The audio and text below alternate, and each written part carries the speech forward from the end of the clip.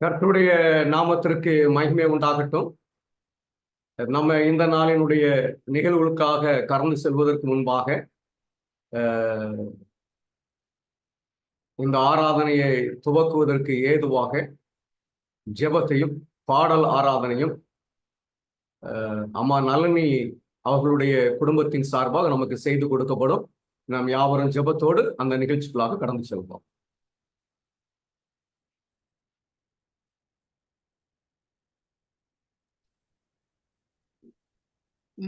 ஜெபிப்போம்.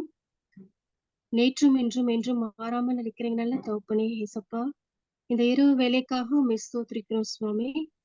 கடந்த நாட்கள் முழுவதுமாக ஆண்டவரே எங்களுடைய எல்லா சூழ்நிலைகளிலும் தேவரே நீர் எங்களோடு கூட இருந்து எங்களை தாங்கி ஏந்தி வழிநடத்தி இந்த நாளிலே சுவாமி நாங்கள் ஒன்று கூடி ஆண்டவரே உம்முடைய வேதத்தை ஆண்டவரை தியானிக்கும்படியா செய்த நீர் பாராட்டின கிருபைக்காக உம்மை ஸ்தோத்திரிக்கிறோம் சுவாமி. இந்த நேரத்தையும் ஆண்டவரே உம்முடைய கரத்துல ஒப்புவிக்கிறோம் சுவாமி. ஆண்டவரே எங்களுடைய ஒவ்வொரு வார்த்தைகளையும் ஆண்டவரே ஏசப்பா எங்கள் மத்தியில நீர் இறந்த சுவாமி ஆவியானவரை கொண்டு ஆண்டவரே எங்களுக்கு நீர் வழிநடத்தும்படியாக கெஞ்சுகிறோம் சுவாமி. இந்த நேரத்தையும் நொடிப்பொழுதையும் உங்களுடைய கரத்துல ஒப்புவிக்கிறோம். நீரே பொறுப்பெடுத்துக் கொள்ளுங்க. கிறிஸ்து இயேசுவின் வழியாக ஜெபம் கேளுங்க எங்கள் ஜீவனுள்ள நல்ல தகப்பனே. ஆமென்.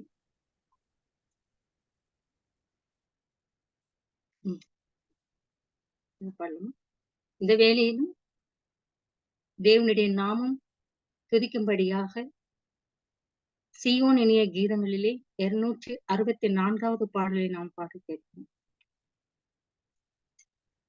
திவ்ய அன்பின் சத்தத்தை ரட்சகா கேட்டு உம்மை அண்டேனே, இன்னும் கிட்டி சேர என் ஆண்டவா ஆவல் கொண்டீதோ வந்தே, இன்னும் கேட்ட சேர்த்து கொள்ளுமே பாடுபட்ட நாயகா, இன்னும் கிட்ட கிட்ட சேர்த்து கொள்ளுமே ஜீவன் தந்த ரட்சகா, என்னை மூற்றுமே இந்த நேரத்தில் சொந்தமாக்கி கொள்ளும், உம்மை வாஞ்சையோடெந்தன் உள்ளத்தில் நாடி தேட செய்யுமே, இன்னும் கேட்ட சேர்த்து கொள்ளுமே பாடுபட்ட நாயகா, இன்னும் கேட்ட கேட்ட சேர்த்து கொள்ளுமே ஜீவன் தந்த ரட்சகா, திருப்பாதத்தில் தங்கும் போதெல்லாம் பேரானந்தம் காண்கிறே, உம்மை நோக்கி வேண்டுதல் செய்கையில் மெய் சந்தோஷமாகிறே, இன்னும் கேட்ட சேர்த்து கொள்ளுமே பாடுபட்ட நாயகா, இன்னும் கேட்ட கேட்ட சேர்த்து கொள்ளுமே ஜீவன் தந்த ரட்சகா, இன்னும் கண்டீராத பேரின்பத்தை விண்ணில் பெற்று வாழுவே, திவ்ய அன்பின் ஆழமும் நீளமும் அங்கே கண்டானந்திப்பே, இன்னும் கேட்ட சேர்த்து கொள்ளுமே பாடுபட்ட நாயகா, இன்னும் கேட்ட கேட்ட சேர்த்து கொள்ளுமே ஜீவன் தந்த ரட்சகா.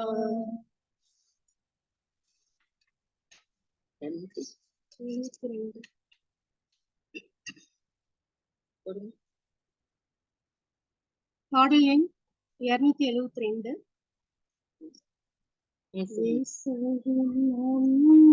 மூழ்கவும் நேசத்தினாலும் பார்க்கவும் இன்னமும் தீரவாஞ்சையே என்னில் உண்டாகுகின்றதே. ஆட்கொண்டவர் நேசம் ஈடேற்றின நேசம் இன்னும் மென்மேலும் வாஞ்சிப்பேன். உன்னத அன்பை போற்றுகேன். இயேசுவின் சொல்லும் சேத்தமும் ஆசையுள்ளோனாய் செய்யவும் தேவ ஒத்தாசை நம்புகேன். ஆவியின் பேரில் சாருவேன். ஆட்கொண்டவர் நேசம் ஈடேற்றின நேசம் இன்னும் மென்மேலும் வாஞ்சிப்பேன். உன்னத அன்பை போற்றுவேன். நாதரின் இன்ப சத்தமும் வேதத்தில் கேட்டு நிற்றமும் ஆத்தும நன்மை நாடுவேன். நீதியின் பாதை செல்லுவேன். ஆட்கொண்டவர் நேசம் ஈடேற்றின நேசம் இன்னும் மென்மேலும் வாஞ்சிப்பேன். உன்னத அன்பை போற்றுவேன். இயேசுவின் ராஜரீகமும் ஆசித்த மாசெங்கோன்மையும் விண்ணிலை தோன்றும் வண்ணமாய் மண்ணில் உண்டாகும் நேர்மையாய் ஆட்கொண்டவர் நேசம் ஈடேற்றின நேசம் இன்னும் மென்மேலும் வாஞ்சிப்பேன். போற்றுவேன். கர்த்தருடைய நாமம் மகிமைப்படுவதாக. கர்த்தருக்கு ஸ்தோத்திரம்.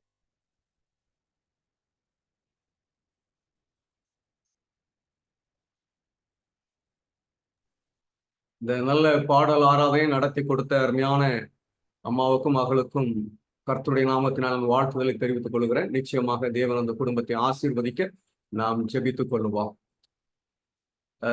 கடந்த வாரத்தில் நமக்கு முன்பாக ஒரு கேள்வி வைக்கப்பட்டது. அதை நம்ம படிப்போம், படித்து காரியங்களை பகிர்ந்து கொள்வோம் என்று சொன்னோம். விவசாயிகளும் மந்தைகளை மேய்க்கிறவர்களும் ஓய்வு நாளிலே எப்படி இருக்க வேண்டும் என்கிற ஒரு கேள்வி நமக்கு முன்பாக வைக்கப்பட்டது. யாராவது அதை குறித்து படித்தீர்களா? படித்தீர்கள் என்று சொன்னால் உங்களுடைய கருத்துக்களை இங்கு பகிர்ந்து கொள்ளலாம். என்கிட்ட ஒரு சகோதரர் சொன்னாங்க, நீங்க ஜூம்ல என்னது ஸ்பாட்லைட்டை ஆன் பண்ணியே வச்சிருங்க, அப்படின்னா உங்க ஜூமுக்கு எத்தனை பேர் வருறாங்க அப்படின்னு சொல்லி யூடியூப்லயோ ஃபேஸ்புக்லயோ பார்க்க முடியாது, அவங்க ஃபேஸ் மட்டும் தான் தெரியும் அப்படின்னு சொன்னாங்க. நான் அவர்கிட்ட சொன்னேன், நான் பர்பஸாவே எங்க குரூப் சின்ன குரூப்னு காட்டுறதுக்கு தான் நான் ஃபுல் வியூவில் வச்சு ரெக்கார்ட் பண்றேன். நாங்க பெரிய கூட்டம்லாம் இல்லை, சின்ன கூட்டம் குறைந்து கொண்டே தான் வருமே தவிர கூடாது என்று சொல்லி நான் அவரிடத்துல சொன்னேன். இப்பவும் நான் அதை ஃபுல்லா தான் வச்சு ரெக்கார்ட் பண்றேன். நம்ம ஒரு 7 பேரோ 8 பேரோ இருக்கிறோம்னு நினைக்கிறேன். சரி, இதுல யாராவது நேற்று அந்த கேள்வி குறித்து படித்தீர்களா? படிக்கிறதுக்கு நேரம் இல்லை என்று சொல்லாதீங்க, நான் நம்ப மாட்டேன். நேரத்தை நம்ம தான் உருவாக்கணும். எப்படி தியாகம் செய்கிற பழக்கத்தை நம்ம தான் உருவாக்க வேண்டுமே தவிர நீ இருக்கிற நேரத்தை எப்படி நம்ம மேனேஜ் பண்ணி படிக்கணும் அப்படிங்கிற நம்ம தான் உருவாக்க வேண்டும். யாராவது படித்தீர்களா? சரி, அப்படி இல்லைன்னா நான் அதை குறித்து அறிந்தவைகளை உங்களோடு கூட நான் பகிர்ந்து கொள்ளுகிறேன். நிச்சயமாக உங்களுக்கு பிரயோஜனமாக இருக்கும் என்று சொல்லி கிறிஸ்துவுக்குள் விசுவாசிக்கிறேன். கேள்வி என்ன அப்படின்னு சொன்னா, விவசாயிகளும் மந்தையை மேய்க்கிறவர்களும் ஓய்வு நாளை எப்படி ஆசரிக்க வேண்டும், அந்த நாளில் அவர்கள் என்ன செய்ய வேண்டும்? நான் இன்றைக்கு முழுவதும் இதை குறித்து தான் தேடி அநேக பகுதியிலே நான் வாசித்தேன். அப்படி வாசிக்கும் பொழுது நம் இருதயத்தில் பதர் இருக்கிறது என்கிற ஒரு குறிப்பை கண்டுபிடித்தேன். என்னுடைய மகன் ஒரு நாள் இருதயத்துல பதர் இருக்கிறது என்று சொன்னாப்ல. நான் சரி ஒரு வாலிபையும் சொல்றேன், அது எப்படி அப்படின்னு சொல்லி நான் அதை அதிகமாய் நான் சொல்லவில்லை. நான் அதை வாசித்துக் கொண்டிருக்கும் பொழுது எதையோ படித்துக் கொண்டிருந்தேன். இருதயத்தில் பதர் இருக்கிறது, weeds R planted in your hearts அப்படின்னு அவங்க எழுதியிருக்கிறத பார்க்கும் பொழுது எனக்கு ஆச்சரியமா இருந்துச்சு. சரி பரவாயில்ல, ஆண்டவர் எல்லாரையும் கொண்டு பேசுகிறார் என்பதை நான் புரிந்து கொண்டேன். ஆனா நான் எதிர்பார்த்து படித்த குறிப்பை என்னால கண்டுபிடிக்க முடியவில்லை. மறுபடி நான் என்ன முடிவு செய்தேன்னா, நான் வேற ஏதாவது ஒண்ணு நம்ம படித்திருப்போம், அதன் அடிப்படையில இதை நம்ம சிந்தித்திருப்போம், அதனாலதான் குறிப்பை நம்மளால காண முடியவில்லை என்று சொல்லி நான் முடிவு செய்து கொண்டு அதை அதாவது இதை குறித்து நாங்கள் எங்களுக்கு என்ன பதில் என்று சொல்லி நான் அறிந்து கொள்வதற்கு வேத வாக்கியங்களையும் தீர்க்க தரிசன ஆவியின் எழுத்துக்களையும் கொஞ்சம் படித்தேன். கொஞ்சம் அதை குறித்து ஆராய்ந்தேன். நான் இந்த உபதேசத்தை இல்லை இந்த உண்மையை அறிந்து கொள்வதற்கு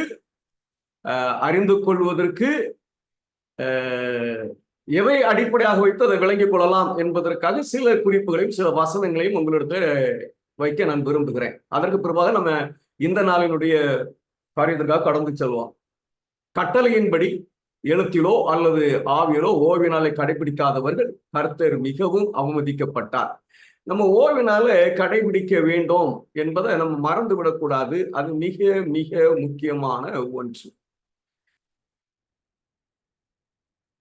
நான் பழைய குறிப்பு எல்லாம் இருக்கு, முதல்ல இருந்து வர்றது போல கொஞ்சம் இருக்கு. நான் அதை நேற்றைய தினத்துல நான் பேசின குறிப்பு எல்லாம் இருக்கிறது, அதை கொஞ்சம் கடத்தி விட்டுக்கிடுறேன்.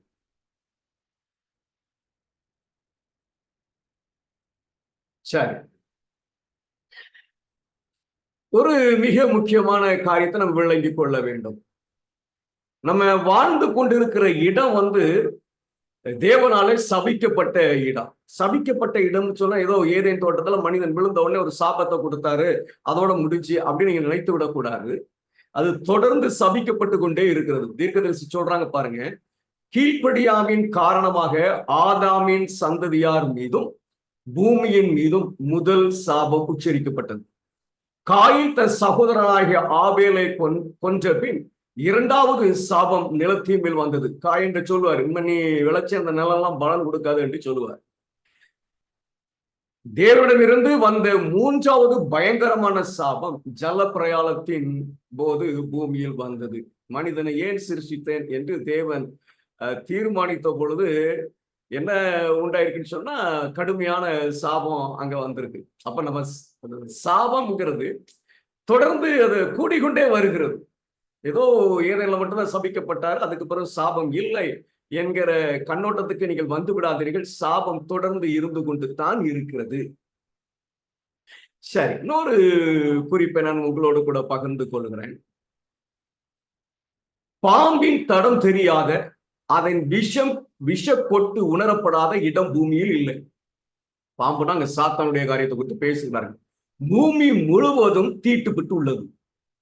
மீறுதல் அதிகரிக்க அதிகரிக்க சாபமும் அதிகரித்துக் கொண்டே செல்லுகிறது.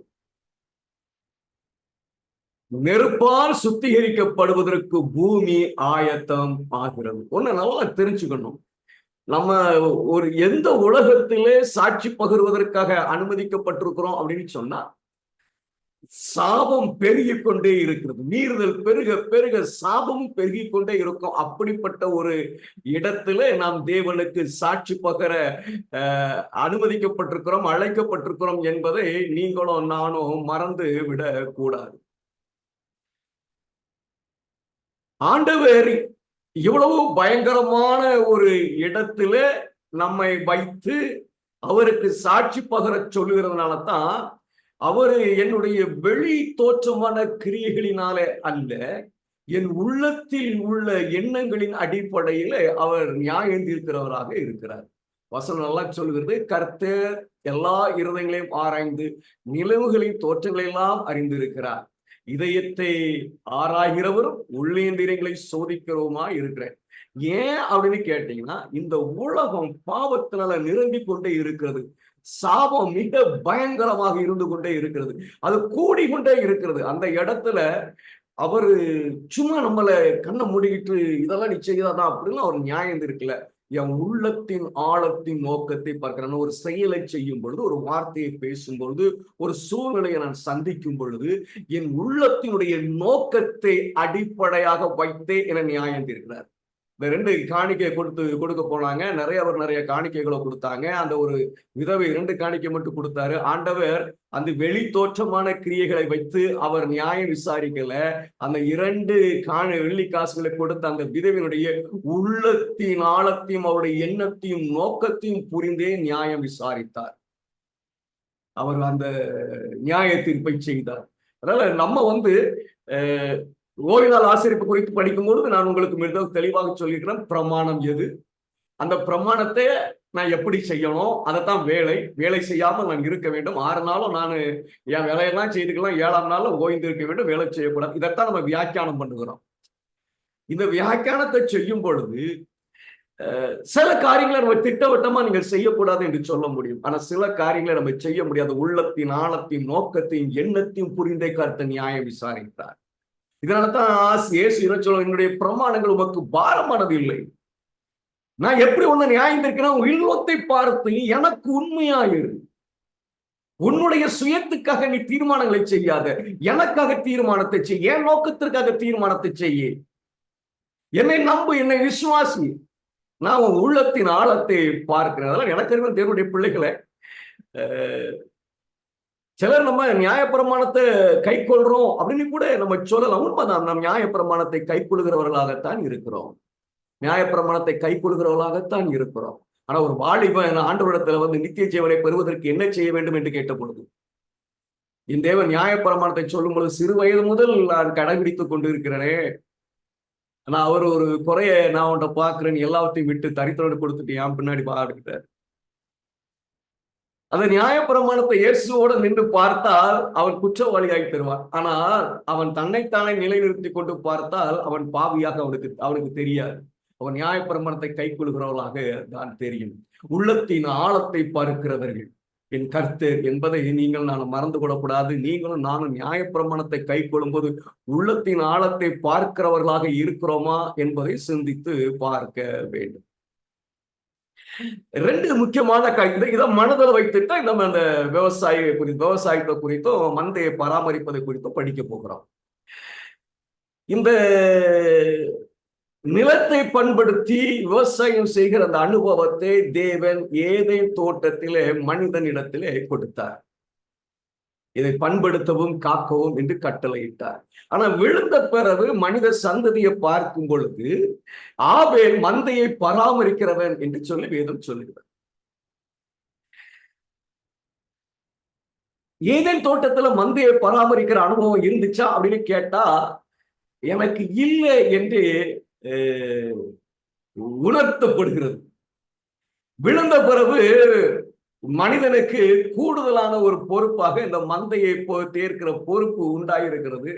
இந்த மந்தையை பராமரிக்கிற ஒரு எண்ணத்தை கர்த்தர் ஆபேலுடைய மனதிலே உண்டாக்கியிருக்க. அதுக்காக அவன் விவசாயம் பண்ணல அப்படின்னு அவனுடைய ஆகாரத்தை அவன் தயார் செய்திருப்பான். அதோடு கூட மந்தையை பராமரிக்கிற ஒரு அனுபவத்துக்குள்ளாகவும் அவன் வந்தான். ஆடுகளை பராமரிக்கிற ஒரு அனுபவம். நான் எப்படி இது ஏதேன் தோட்டத்துல இருக்குல்ல, அதுக்கு பிறகுதான் உண்டாயிருக்கும் என்று சொல்லியிருக்கிறது காரணம், மோசையை குறித்து தீர்க்கதரிசி சொல்லும் பொழுது தேவனுடைய முன் அறிவு மோசையை 40 வருடங்கள் வனாந்திரத்துல ஆடுகளை மேய்ப்பனாக நியமித்தது. appointed him to take care of the sheep. இது என்ன உணர்த்துதுன்னா சொன்ன இந்த மந்தையை பேக்கிற அனுபவம் அதுக்கு பிறகுதான் வந்திருக்கிறது. ஏன் இது மனிதனிடத்திலே காணப்பட்டது, உண்டாக்கப்பட்டது அல்லது மனிதன் சேர்த்து கொண்டான் என்று சொன்னார், ஏதேனில் விழுகை உண்டான உடனே ஆண்டவர் தேவனுடைய குமாரனுடைய மரணத்தை நினைவு கூறும்படியாக அடையாளமாக ஒரு ஆட்டை பலியிட்டார். இந்த மந்தையை பராமரிப்பதின் மூலமாக, ஆடுகளை மேய்ப்பதின் மூலமாக ஒரு மேசியா வரப்போகிறார் என்பதை தங்களுடைய கண்களுக்கு முன்பாக எப்பொழுதும் ஞாபகமாக வைத்துக் கொள்ள முடியும். 1, எல்லா ஜனத்தையும் பராமரிக்கிறவர் கர்த்தர், அவரே உயர்ந்த மேய்ப்பர். அந்த மேய்ப்பனை போல நான் செயல்பட வேண்டும். என்று சொல்லி மந்தையை பராமரிப்பதன் மூலமாக மேசியா இவர்களை பராமரிக்கிறதை, தேவன் இவர்களை வழிநடத்துகிற அனுபவத்தை கற்றுக்கொள்ளுகிற ஒரு இடமாக அது இருந்தது. இன்னைக்கு சபிக்கப்பட்ட இந்த உலகில் இந்த காரியங்கள் எல்லாம், நிலத்தை பராமரிப்பது, மந்தையை பராமரிப்பது, இதெல்லாம் நம்ம எப்படி கையாளுவது என்பதை அறிந்து கொள்ள வேண்டியது அவசியமாக இருக்குது. நல்லா புரிஞ்சுக்கணும். இந்த மந்தையை மேய்க்கிற அனுபவம் நமக்கு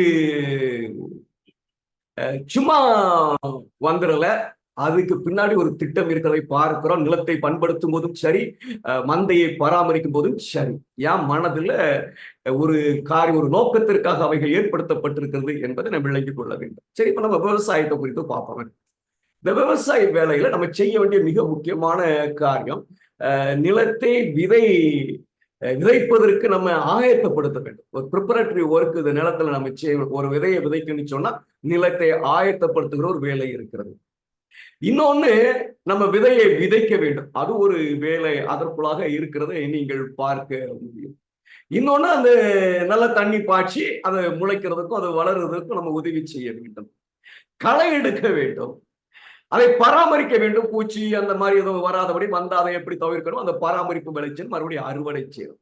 இது ஒரு விவசாயத்துல இருக்கக்கூடிய மிக முக்கியமான வேலை.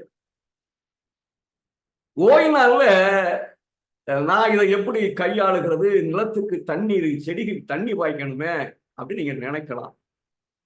இதுல எந்த வேலையையும் நான் ஓய்நாள்ல செய்ய முடியாதுங்க. ஏன்னா எல்லா வேலையும் ஒன்று முன்பாக செய்து முடிக்க முடியும். இல்லை என்று சொன்னால் ஓய்வினால் முடிந்த பிறகு செய்யலாம். ஒன்றும் ஆயிராது.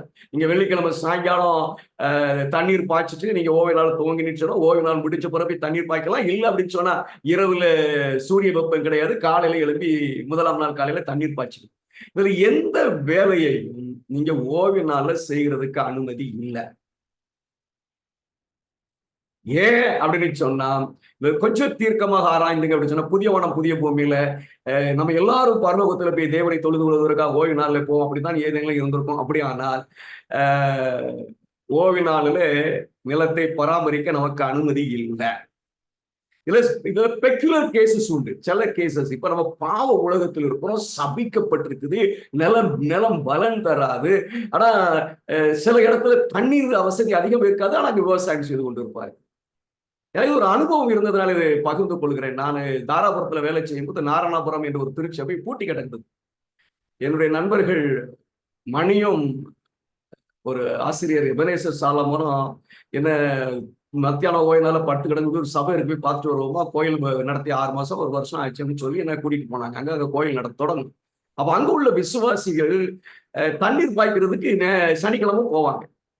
அப்ப நான் என்ன என்று விசாரித்த பொழுது, அங்க தண்ணீர் எல்லாருக்கும் ஒரே நாள்ல பாய்க்க முடியாதான், அதுக்கு டேர்ன் கொண்டு போகுது. ஒரு நாள் இவர் பாய்த்து விடணும், ஒரு நாள் இவர் பாய்த்து அப்படின்னு 4 கணக்கு போட்டு மாற்றி மாற்றி பாய்த்து கொண்டு வருவார்களாம். எனக்கு அப்ப அந்த ஞானம் இல்லை அவர்கள் சொல்லும் பொழுது நான் அதற்கு அமைதியாக இருந்து விட்டேன். ஆனா இன்னைக்கு எனக்கு என்ன தோணுகிறது என்று சொன்னால், அப்படிப்பட்ட சூழ்நிலை இருக்கும் பொழுது அவர்கள் உள்ளத்தின் ஆழத்தை அவர் அறிகிறார். அதெல்லாம் அவர் நோக்கித்தான் அவர் விசாரிக்க போகிறார்.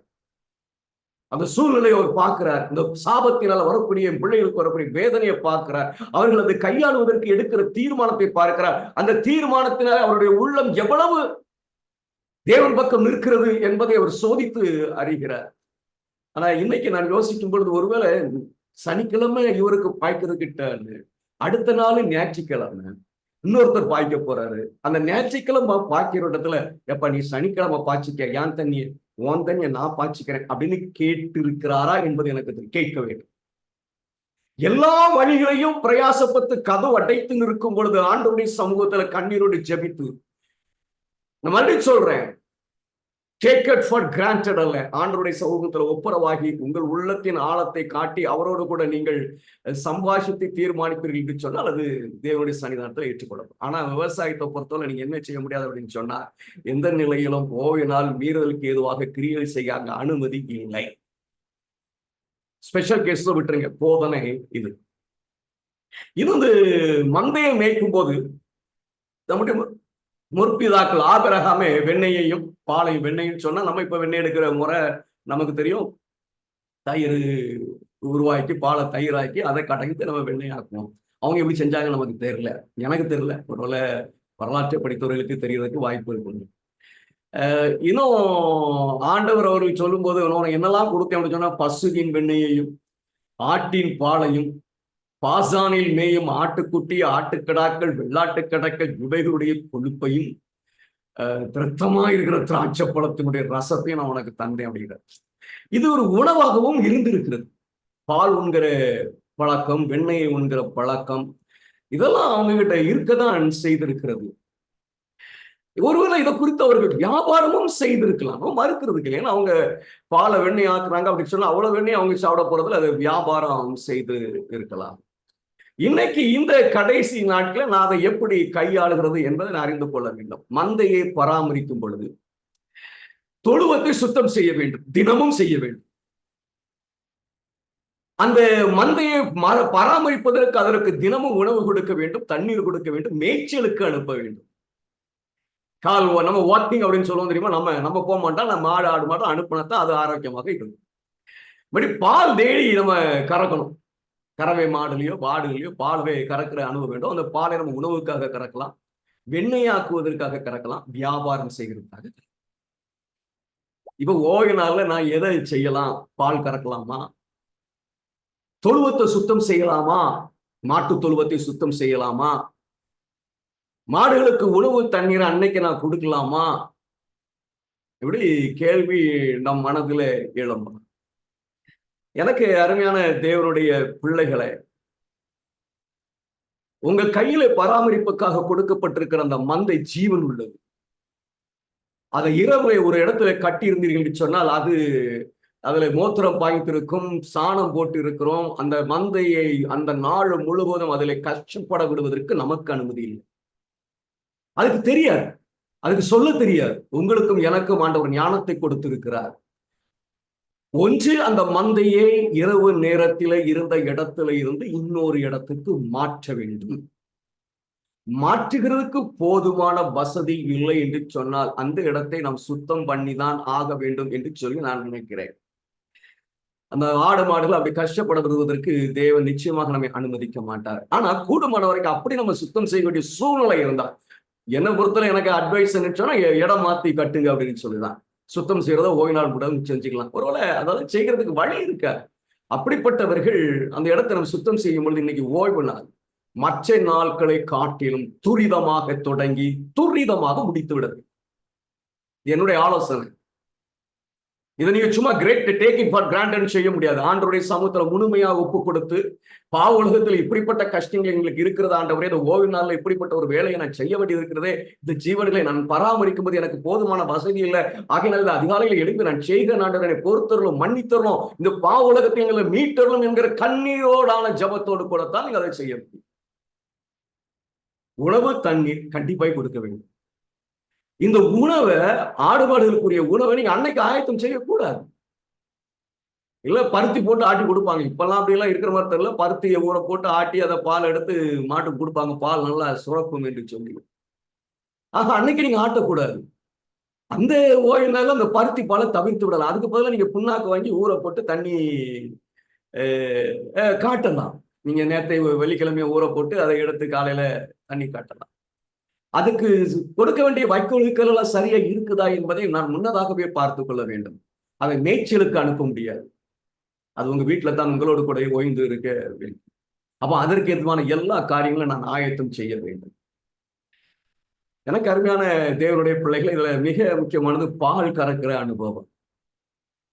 பால் டெய்லி கறந்து ஆகணும் அப்படின்னு சொல்றாங்க. நமக்கு அது தெரியாத அந்த பால் கறக்குறவங்க, மாடு கண்டுக்குட்டி வாய் வச்சு பால் ஊற ஆரம்பிச்சுட்டு சொன்னா நம்ம கை வச்சு கறக்கும் போது பாலை இறக்காது. மாடு பால் இறக்கணும். நம்ம பாட்டுக்கு மடுவுல இருந்து பாலை உறிஞ்செல்லாம் எடுக்க முடியாது. பாலை இறக்கி அது கொடுக்கணும். அதற்குரிய பழக்கம் அதுக்கு இருக்க வேண்டும். அப்போ நம்ம அனுதினமும் பாலை கறந்துதான் ஆக வேண்டும். ஓய்வுனால என்ன செய்யுது? கறக்கலாமா கூடாதா? கறக்கக்கூடாதுங்க. நாம பாலை வியாபாரம் செய்கிறோம், ஆகிய அதை கறந்துதான் ஆக வேண்டும்.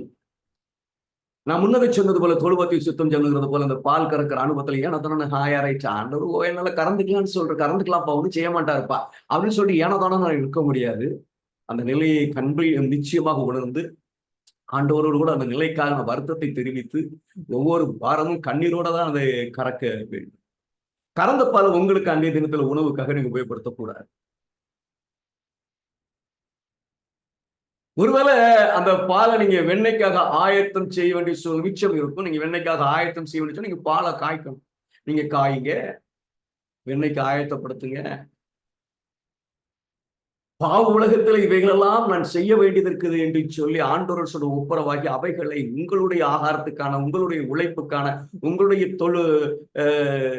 தொழிலுக்கு ஆன லாபமாக அதை பார்க்காதபடி அது முழுமையாய் கர்த்தருடைய சமூகத்தில் ஒப்படைத்து விடுவது சால பிறந்ததாக. நீ வியாபாரம் செஞ்சாலும் சரி, ஏன்னா பால் கறந்த டெய்லி பிள்ளைகள் வீட்டுல இருப்பாங்க, அவங்களுக்கு எல்லாம் கொடுக்கணும். இல்ல வியாபாரி வந்து எடுத்துட்டு போவான். ஒருவேளை பால் தான் உங்களுடைய தொழிலாக இருக்குது, வியாபாரமாக செய்றீங்க, இந்த பாலை எடுத்துட்டு போறீங்க. அன்னைக்குரிய இது என்னுடைய ஆலோசனை. அன்னைக்குரிய வருமானத்தை ஆண்டவர்கிட்ட ஒப்புரவாய் கொடுத்த ஆண்டவரே, இந்த பாவ உலகத்தில் இப்படிப்பட்ட செயலை நான் செய்கிறேன், செய்ய வேண்டிய சூழ்நிலையில் நான் இருக்கிறேன். ஆகவே இந்த வருமானத்தை நான் தொடுவதில்லை. இது உங்களுக்குரியது, உங்களுடைய ஊழியத்துக்குரியது, நீர் சொல்லியிருக்க ஏழைகளை பராமரிப்புக்குரியது. இதை செய்கிறதுனால நான் துணிகரம் அதை செய்யலாம்னா இல்ல. உள்ளத்தின் ஆழம் தேவன் உங்களுடைய சிந்தனைகளை அறிகிறார். இதை செய்கிறத விரும்பி செய்கிறீர்களா? ஐயோ இப்படி பாவ உலகத்தில் இப்படி கடந்து நாங்கள் கஷ்டப்படுகிறோம் என்கிற மனநிலை செய்கிறீர்களா? இது வேற வழியே இல்லாமல் செய்கிறீர்களா? இல்ல வேற வழிகளெல்லாம் இருந்து அதை உதாசீனப்படுத்திட்டு செய்வோன்னு செய்கிற எல்லாவற்றையும் கருத்தாய் பார்த்து ஆராய்கிறார். இது ஜஸ்ட் an கவுன்சில். நீங்கள் இத வழிகாட்டியாக எடுத்துக்கொண்டு செயல்பட முடியாது. இதை நீங்க வழிகாட்டியாக எடுத்துக்கொண்டு செயல்பட முடியாது. உங்களுடைய ஒவ்வொருத்தருடைய நிலையை சரியாக நீங்கள் தீர்க்கமாக ஆராய்ந்து தான் இதை செய்ய முடியுமே தவிர நீங்க உங்க பாட்டுக்கு ரைட்டு சொல்லிட்டாருப்பா, பாலை கறந்துருவோம், பாலை வித்துருவோம் அப்படி இல்லை. உங்க உள்ளத்தின் ஆழத்தை பார்க்கிற கர்த்தர் உங்களுக்கு இருக்கிறார் என்பதை நீங்கள் அறிந்து கொள்ள வேண்டியது மிக மிக அவசியமானது. நேற்று கேட்ட கேள்விக்கு நான் பதில் சொல்லியிருக்கிறேன் என்று நம்புகிறேன். இதுல கூடுதலாகவோ குறைக்கவோ யாராவது விரும்பினால் தாராளமாக முன் வரலாம். வேற யாராவது பகிர்ந்து கொள்ள விரும்புறீங்களா?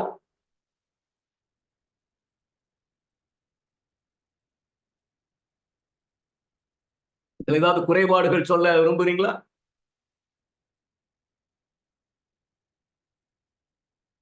சரி, அப்படி இல்லைன்னா இத மனசு வச்சுக்கிடுங்க. நமக்கு பிரமாணம் பாரமானது அல்ல. அது காரணம் என்ன தெரியுமா? இந்த சபிக்கப்பட்ட பூமியில ஆண்டவர் என்னுடைய செயலுக்கையும் என்னுடைய சிந்தனையும் என்னுடைய வார்த்தைகளையும் எதன் அடிப்படையில் எழுதுகிறான்னு சொன்னா என் உள்ளத்தினுடைய ஆர்வத்தின் அடிப்படையில், நோக்கத்தின் அடிப்படையில. அதனாலதான் நியாய சங்கத்துல பாவ புஸ்தகம் மட்டும் பார்க்கப்படுகிறது. அழகான லகுவான ரட்சிப்புங்க. இதை மிஸ் பண்ணோம்னா நம்மளும் காரணம் முட்டாள், வேற யாரும் நமக்கு இருக்க முடியாது.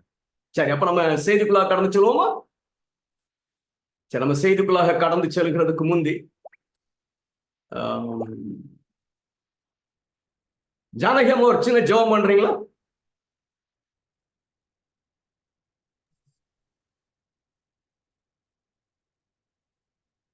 ஜெப செய்வோம். சகோதரி ஜானகி அவர் நம்ம ஜெபத்தில் வழிநடத்துவார். தகப்பனே, கிருபையிலும் இரக்கத்திலும் ஐஸ்வரமுள்ள நல்ல பிதாவே, வானத்தையும் பூமியை உண்டாக்கின சிருஷ்டிப்பின் கர்த்தா ஏசையா, இதோ அந்த நேரத்திலே சுவாமி உடைய பாதத்திலே வருகிறதுக்காக தேவனே, மறுபடியுமாக எங்களுக்கு கொடுத்த இன்னொரு சான்ஸுக்காக உமக்கு கொடா கொடி ஸ்தோத்திரம் ஆண்டவரே, ஸ்தோத்திரம் ரட்சகா ஏசப்பா. இப்பொழுதும் கூட நாங்கள் செய்திகளுக்கு கடந்து செல்ல இருக்க கர்த்தாவே நீர் எங்களோடு இரும் சுவாமி. உம்முடைய பரிசுத்த ஆவியை எங்கள் மீது ஊற்றும் ஆண்டவரே. செய்து கொடுக்க போகிற அந்த மகன் மீதிலும் கூட உம்முடைய பரிசுத்த ஆவியை நீர் ஊற்ற வேணுமாய் ஜெபிக்கிறேன் சுவாமி ஏசப்பா. அவர் சொல்லுகிற ஒவ்வொரு வார்த்தைகளிலும் உம்முடைய வார்த்தையை வார்த்தையாக நாங்கள் கேட்க கிருபை செய்யணும் சுவாமி. இந்த கடைசி காலத்திலே ஆண்டவரே, நாங்கள் எவ்வாறு ஜீவிக்க வேண்டும், எவ்வாறு நாங்கள் வாழ வேண்டும், நாங்கள் எந்த விதத்திலே ஆண்டவரே உம்முடைய வருகைக்காக நாங்கள் ஆயத்தப்பட வேண்டும் என்ற காரியத்தை தேவனே அவர் மூலமாக நீர் எங்களுக்கு பேச வேணுமாய் ஜெபிக்கிறோம் சுவாமி. உம்முடைய சத்தத்தை கேட்க எங்களுடைய காதுகளை திறந்தருளும் தகப்பனே. உம்முடைய உம்முடைய வார்த்தைகளை கேட்கறதுக்கு எங்களுடைய மனதை நீர்தாமே ஆயத்தப்படுத்த வேணுமாய் ஜெபிக்கிறோம் சுவாமி. பேசப்படும் ஒவ்வொரு வார்த்தைகளும் எங்களுடைய இருதயத்திலே ஆண்டவரே நல்ல விதை நல்ல நிலத்திலே விழுந்த விதையை போல அது எங்கள் இருதயத்திலே மனசுல உளன ஆண்டவரே. அது ஆண்டவரே எங்க மனசுல தங்கியிருந்து நாங்க உங்களுடைய வருகைக்காக ஆயத்தப்படவும் வேற ஜனங்களை நாங்கள் ஆயத்தப்படுத்தக்கூடிய ஆசீர்வாதத்தையும் இந்த உம்முடைய மகன் மூலமாக எங்களுக்கு நீர் கொடுத்தருள வேணுமாய் ஜெபிக்கிறோம் சுவாமி. இந்த ஜூம்ல கலந்திருக்கிற ஒவ்வொரு பிள்ளைகளின் மீதிலும் இந்த கிருபையும் தயவும் இருக்கணும் ஆண்டவரே. அவர்கள் எல்லாவற்றையும் தேவனே நீர் கூற்றி சேர்த்த கிருபைக்காக உமக்கு கோடான கோடி ஸ்தோத்திரம் ஆண்டவரே. கர்த்தாவே, இதோ நாங்கள் உம்முடைய பாதப்படியில செலவழிக்கிற ஒரு நிமிஷமும் எங்களுக்கும் எல்லாருக்கும் உபயோகப்படும் விதமாக இருக்கணும் ஆண்டவரே. கேட்டதும் கேட்க மறந்த எல்லா நன்மைகளையும் தேவனே நீர்தாமே பரலோகத்திலிருந்து கூட்டி கொடுத்து ஆசீர்வதிக்க வேண்டும் என்று இயேசு கிறிஸ்துவின் மூலமாக ஜெபம் கேளும் ஜீவனுள்ள நல்ல பிதாவே, ஆமென். சோஸ்திரமா, தேங்க்யூ. நம்ம செய்திக்குள்ளாக கடந்து செல்வோம். சகோதரர் ஜெரியர் நமக்கு தேவனுடைய செய்தியை இந்நேரத்தில் பகிர்ந்து தருவார்கள்.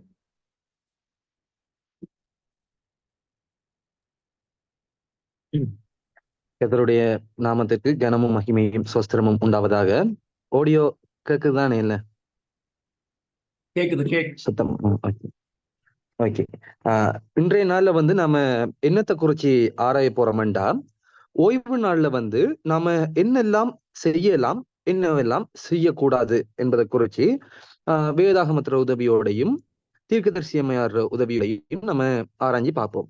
இப்ப முதல்ல வந்து நம்ம என்னத்தை குறிச்சு பார்ப்போம்டா, ஓய்வு நாள்ல வந்து என்னெல்லாம் செய்யலாம் என்றதை குறிச்சு நம்ம கொஞ்சம் தெரிஞ்சுக்கொள்வோம். அப்போ ஓய்வு நாள்ல வந்து நம்ம என்னெல்லாம் செய்யலாம் என்றதுக்கு போறதுக்கு முதலாக ஆயத்த நாள் நமக்கு என்னத்துக்காக கொடுக்கப்பட்டிருக்கு. இந்த ஆயத்த நாள்ல வந்து ஓய்வு நாளுக்குரிய என்னென்ன தயார்படுத்தல்களை நம்ம செய்து கொள்ளலாம் என்பதை குறித்து நம்ம பார்ப்போம். இப்போ இந்த ஆயத்த நாள்ல வந்து நம்ம எங்கேயும் நம்மளோட வீட்டை விட்டு எங்கேயும் பிரயாணப்பட்டு போயிருந்தோம்டா, இந்த ஆயத்த நாள்ல வந்து நமது வீடு வந்து சேர்ந்து ஓய்வு நாளுக்காக நம்ம என்ன செய்யணும்டா, தயாராகணும். ஓய்வு நாளுக்கு தேவையான உடைகளை எடுத்து அயன் பண்ணி வச்சுக்கொள்றது. பிறகு வந்து ஓய்வு நாள்ல வந்து நெருப்பு மூட்டக்கூடாதுன்றதால வந்து ஓய்வு நாளுக்கு தேவையான உணவுகளை வந்து இந்த ஆயத்த நாள்ல நாம் என்ன செய்யலாம்டா, செய்து வச்சு கொள்ளலாம். அதுக்கு பிறகு வந்து வீட்டை வந்து நம்ம என்ன செய்யலாம்டா, சுத்தப்படுத்தி வைக்கலாம். ஓய்வு நாள்ல வந்து நம்ம வேலைகள் ஒன்றும் செய்யக்கூடாதுன்றதால வந்து அந்த ஆயத்த நாள்லயே நம்மளோட வீடுகளை வந்து நாம் என்ன செய்யணும்டா, துப்புரவாக செஞ்சு வைக்கணும். மேலும் வந்து எலன் ஒயிட் எம்ஏஆர் வந்து testimonies for the church volume 6ல வந்து பேஜ் நம்பர் 356ல வந்து என்ன சொல்றாங்கண்டா, வெள்ளிக்கிழமை மாலையில் சூரியன் மறைவதற்கு முன் தேவனுடைய வார்த்தையை வாசிப்பதற்காகவும் துதியின் பாடல்களை பாடவும் ஜெபம் செய்யவும் குடும்ப அங்கத்தினவர்கள் அனைவரும் ஒன்று கூடுவார்களாக. அப்போ எலன் ஒயிட் எம்ஏஆர் என்ன சொல்றாங்கண்டா, இதுல இருந்து ஓய்வு நாள் தொடங்குறதுக்கு முதலே, அதாவது வெள்ளிக்கிழமை மாலை வந்து அந்த சூரியன் அஸ்தமனமாகிறதுக்கு முதல் வந்து நம்ம குடும்பமா எல்லாரும் சேர்ந்து தேவன் பாடல்களை பாடி ஜெபம் செய்து தேவனை துதிச்சு அன்றைய ஓய்வு நாளுக்குரிய அந்த பாடங்களை எல்லாம் நம்ம படிச்சு நம்ம குடும்பத்துக்குள்ளே நம்ம கலந்துரையாடி இவ்வாறான காரியங்கள்ல வந்து ஈடுபடணும் என்று சொல்றாங்க. திரும்ப அவங்க மேலும் நமக்கு என்ன சொல்றாங்கண்டா, ஓய்வு நாள் வேளையில வந்து லூக்கா 4ஆம் அதிகாரம் 16வது வசனத்துல சொல்லப்பட்டிருக்கு, நமக்கு இந்த பூமியில வந்து வாழ்ற மக்களுக்கு முன்மாதிரியாக இருக்கிற இயேசு கிறிஸ்து எப்படி ஓய்வு நாள்ல வந்து ஆலயத்துக்கு போனாரு என்பதை குறிச்சு லூக்கா 4:16 சொல்லப்படுது. அதே போல எபிரேயர் 10:25 பார்த்தோம் என்றாலும் நாம வந்து சபை கூடி வருதலை வந்து விட்டு விடாமல் இருக்க வேண்டும் என்றும் சொல்லப்படுது. அப்போ நமது முன்னோடியாக இருக்கிற இயேசு கிறிஸ்து எவ்வாறு ஓய்வு நாள்ல வந்து சபைக்கு போனாரோ அதே போல நாமளும் கட்டாயம் வந்து ஓய்வு நாள் வேளையில என்ன செய்யணும்டா, ஆலயம் செல்லணும். இது வந்து நமக்கு கட்டாயமாக கொடுக்கப்பட்டிருக்கு. மேலும் தீர்க்கதரிசி அம்மையார் வந்து முற்பிதாக்களும் தீர்க்கதரிசிகளும் என்ற புத்தகத்துல வந்து மூல புத்தகத்துல பக்கம் 307 வந்து என்ன சொல்றாங்கன்னா, நன்மை இரக்கம் ஆகியவை மிக்க செயல்களை ஓய்வு நாளில் செய்வது அனுமதிக்கப்பட்டிருக்கிறது. அப்போ ஓய்வு நாள்ல வந்து நன்மை இரக்கம் மிக்க காரியங்களை வந்து நாம செய்யறதுக்கு நமக்கு அனுமதி தரப்பட்டிருக்கலாம். அது எப்படி என்று பார்த்தோம்னா, இந்த நோய்வாய்ப்பட்டு துன்பப்படுறவங்களை நம்ம ஓய்வு நாள்ல கொஞ்சம் கேர் பண்ணி பார்த்துக்கொள்ளலாம். இப்ப நீங்க சில நேரம் சர்ச்சுக்கு போற வழியில, ஓய்வு நாள்ல வந்து நீங்க ஆலயத்துக்கு போற வழியில யாராவது மயங்கி கீழே விழுந்திருக்கிறத காண்ற நேரம், உங்களோட கையில வந்து தண்ணியனும் இல்லாட்டியும் அந்த நேரத்துல வந்து நாம ஓடி போய் பக்கத்துல இருக்கிற அந்த கடையில அவங்களுக்காக கொஞ்சம் தண்ணி வாங்கி, நம்மளோட காசுல தண்ணி வாங்கி அவங்களுக்கு கொடுக்கறது, பிறகு அவங்கள வைத்தியசாலைக்கு அழைத்து கொண்டு சென்று அவங்களுக்கு தேவையான அந்த மருந்துகளை எல்லாத்தையும் பெற்றுக் கொடுத்துட்டு நம்ம ஆலயத்துக்கு போறதெல்லாம் வந்து இங்க அனுமதிக்கப்பட்டிருக்கு. ஓய்வு நாள்ல வந்து நம்ம ஒன்றையும் வாங்கக்கூடாது, விற்கக்கூடாதுன்னு சொல்லுவாங்க. ஆனா வந்து இவ்வாறான நன்மை செய்வதற்குரிய வந்து நமக்கு அனுமதிக்கப்பட்டிருக்கு. மேலும் வந்து நமக்கு என்ன சொல்றாங்கண்டா, அந்த ஓய்வு நாள்ல வந்து பெற்றோர்களுக்கு வந்து என்ன சொல்றாங்கண்டா, testimonies for the church volume 6ல வந்து என்ன சொல்றாங்கண்டா, ஓய்வு நாளில் அதிகமான நேரத்தை பெற்றோர்கள் அவர்களுடைய பிள்ளைகளுடன் செலவிட வேண்டும் என்று நமக்கு சொல்றாங்க. ஏன் பிள்ளைகளோட வந்து அதிகளவான நேரத்தை செலவிடணும்டா, கொஞ்சம் இருங்க, போன் ஓவர் ஹீட் ஆகுது.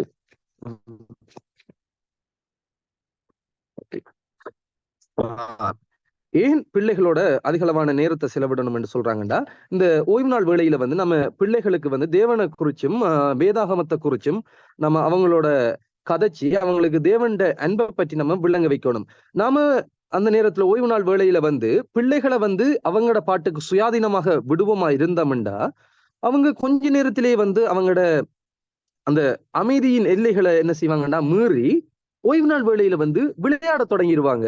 இது வந்து ஒரு கூடாத காரியமாக வந்து நம்ம பார்க்கிறோம். அதால வந்து பெற்றோர்கள் என்ன செய்யணும்டா, பிள்ளைகளோட வந்து அதிகளவான நேரத்தை வந்து ஓய்வு நாள்ல வந்து செலவழிச்சு தேவனை பற்றி அந்த ஓய்வு நாள் வேளையில வந்து பிள்ளைகளோட கலந்து ஆலோசிக்கிறத பத்தி நமக்கு சொல்றாங்க. மேலும் வந்து இளஞ்சுவிட்ட நமக்கு என்ன சொல்றாங்கண்டா, ஆலயம் போயிட்டு வந்தது ஒரு வோக் போகலாம் என்றதை குறித்து சொல்றாங்க. அந்த வோக் எப்படி இருக்கணும்டா, தேவன் படைத்த இந்த இயற்கையான காட்சிகளை பார்க்கறதுக்காகவும் அங்க போயிட்டு தேவன் படைப்பை பார்த்து நம்ம பிரமிக்க வேண்டும் என்றதுக்காக வேண்டியும் ஒரு சிறு நடைய வந்து நம்ம என்ன செய்யலாம்டா தயார்படுத்தி கொள்ளலாம், அதாவது நடை செய்யலாம் என்றதை குறிச்சும் நமக்கு சொல்றாங்க. அது மட்டும் இல்லாம ஓய்வு நாள்ல வந்து ஆலயம் போயிட்டு வந்துட்டு வேதம் படிக்கிறது, தேவனையோட தியானித்து இருக்கிறது, ஜெபம் பண்றது, பிறகு வந்து ஏழைகளுக்கு என்னவும் உதவிகள் செய்யறது, யாருக்கும் நண்பர்கள் வீட்டை போயிட்டு தேவனை குறிச்சின சத்தியங்கள் சொல்றதெல்லாம் வந்து நமக்கு என்ன செய்யப்பட்டிருக்குன்றா ஓய்வு நாள் வேளையில நம்ம செய்யக்கூடியதாக இருக்கு. மேலும் வந்து நாம பார்த்தோம்னா இளஞ்சுவிட்டம் யாரும் எழுதுறாங்க என்னண்டா, சூரியன் மறையும் போதும் பரிசுத்தமான மணி நேரங்களின் முடிவை அடையாளப்படுத்தும் விதத்திலும் வேலை நாட்களில் கவனங்களுக்கூடான தேவ பிரசன்னம் இருக்கும்படி அழைக்கவும் ஜெபத்தின் குரலும் துதிகளின் பாடலும் அடையாளப்படுத்துவதாக இருக்க வேண்டும் என்று சொல்றாங்க. அதாவது ஓய்வு நாள் தொடங்கக்குள்ள நாம எவ்வளவு பரிசுத்தமாக தேவனை தியானிச்சுட்டு இருந்தோமோ, அதே நேரம் வந்து இந்த ஓய்வு நாள் முடிகிற அந்த பரிசுத்தமான அந்த சில மணித்துளிகளையும் நாம் என்ன செய்யணும்டா தேவனோட பயன்படுத்தி கொள்ள வேண்டும் என்று சொல்றாங்க. அந்த நேரத்துல வந்து நம்ம வீணான காரியங்கள் செய்யாம இந்த சூரியன் அஸ்தமிக்க போது, ஓய்வு நாள் முடிய போது நாங்க எங்களோட வேலைகளை பார்த்து கொள்ளலாம் என்று இருக்காம குடும்பமாக மீண்டும் குடும்பமாக சேர்ந்து தேவனை துதிக்கக்கூடிய மாதிரி பாடல்களை எல்லாம் பாடி வேதம் வாசித்து அந்த ஓய்வு நாள் முடிய இருக்கிற அந்த பரிசுத்த நாளின் சில மணித்துளிகளை கூட நாம் என்ன செய்யலாம்டா பிரயோசனம் உள்ளதாக மாற்றிக்கொள்ள வேண்டும் என்று நமக்கு சொல்லப்படுது. அப்ப இங்க ஒரு சில குறிப்பிட்ட காரியங்கள், கொஞ்சம் காரியங்களை தான் நம்ம வந்து ஓய்வு நாள்ல செய்யலாம் என்றதுக்கு வந்து சொல்லி இருக்கிறேன். அடுத்தாக வந்து ஓய்வு நாள்ல என்னென்ன நம்ம செய்யக்கூடாது என்றதுக்கு போவோம். என்னென்ன செய்யக்கூடாது என்ற நேரத்துல வந்து அநேக விஷயங்கள் இருக்கிறதால வந்து நம்ம அந்த பகுதிக்குள்ளாக கடந்து செல்வோம். என்ன செய்யக்கூடாது என்ற அறிவு தெரிஞ்சாலே நம்ம ஓய்வு நாள்ல என்ன செய்ய வேண்டும் என்ற அறிவு நமக்கு வரும். அதால வந்து ஓய்வு நாள்ல என்னென்ன செய்யக்கூடாது என்பதை குறித்து நாம இப்ப கொஞ்சம் ஆராய்ந்து பார்க்கலாம். ஏசாயா 4 வசனங்கள்ல நமக்கு ஓய்வு நாள்ல வந்து என்னென்ன காரியங்கள் செய்யக்கூடாது என்று நமக்கு கொஞ்சம் சொல்லப்பட்டிருக்கு. அந்த காரியங்களை குறித்து பார்த்தோம். அதுல பார்த்தோம்னா உன் காலுக்கு என்பது வந்து என்னத்தை சொல்லுமெண்டா, ஓய்வு நாள் நேரத்துல வந்து இந்த வீணான பிரயாணங்கள் போறதை குறிச்சு நமக்கு இங்க சொல்லப்படுது. ஓய்வு நாள் வேளையில வந்து எங்கேயும் போறதுக்கு ஆக்கள் பயணப்பட்டு போறதுகளை வந்து என்ன செய்ய சொல்றாங்கண்டா குறைக்க சொல்றாங்க. குறைப்பதை விட அதை தவிர்க்கிறதே நல்ல. ஓய்வு நாள் வேளையில வந்து அவ்வாறு பிரயாணப்பட்டு போற அந்த பிரயாணங்களை வந்து நம்ம என்ன செய்யலாம்டா தவிர்த்து கொள்ளலாம். அது மட்டும் இல்லாம உன் வழிகளில் நடவாமலும் என்று நமக்கு சொல்லப்படுகிறது.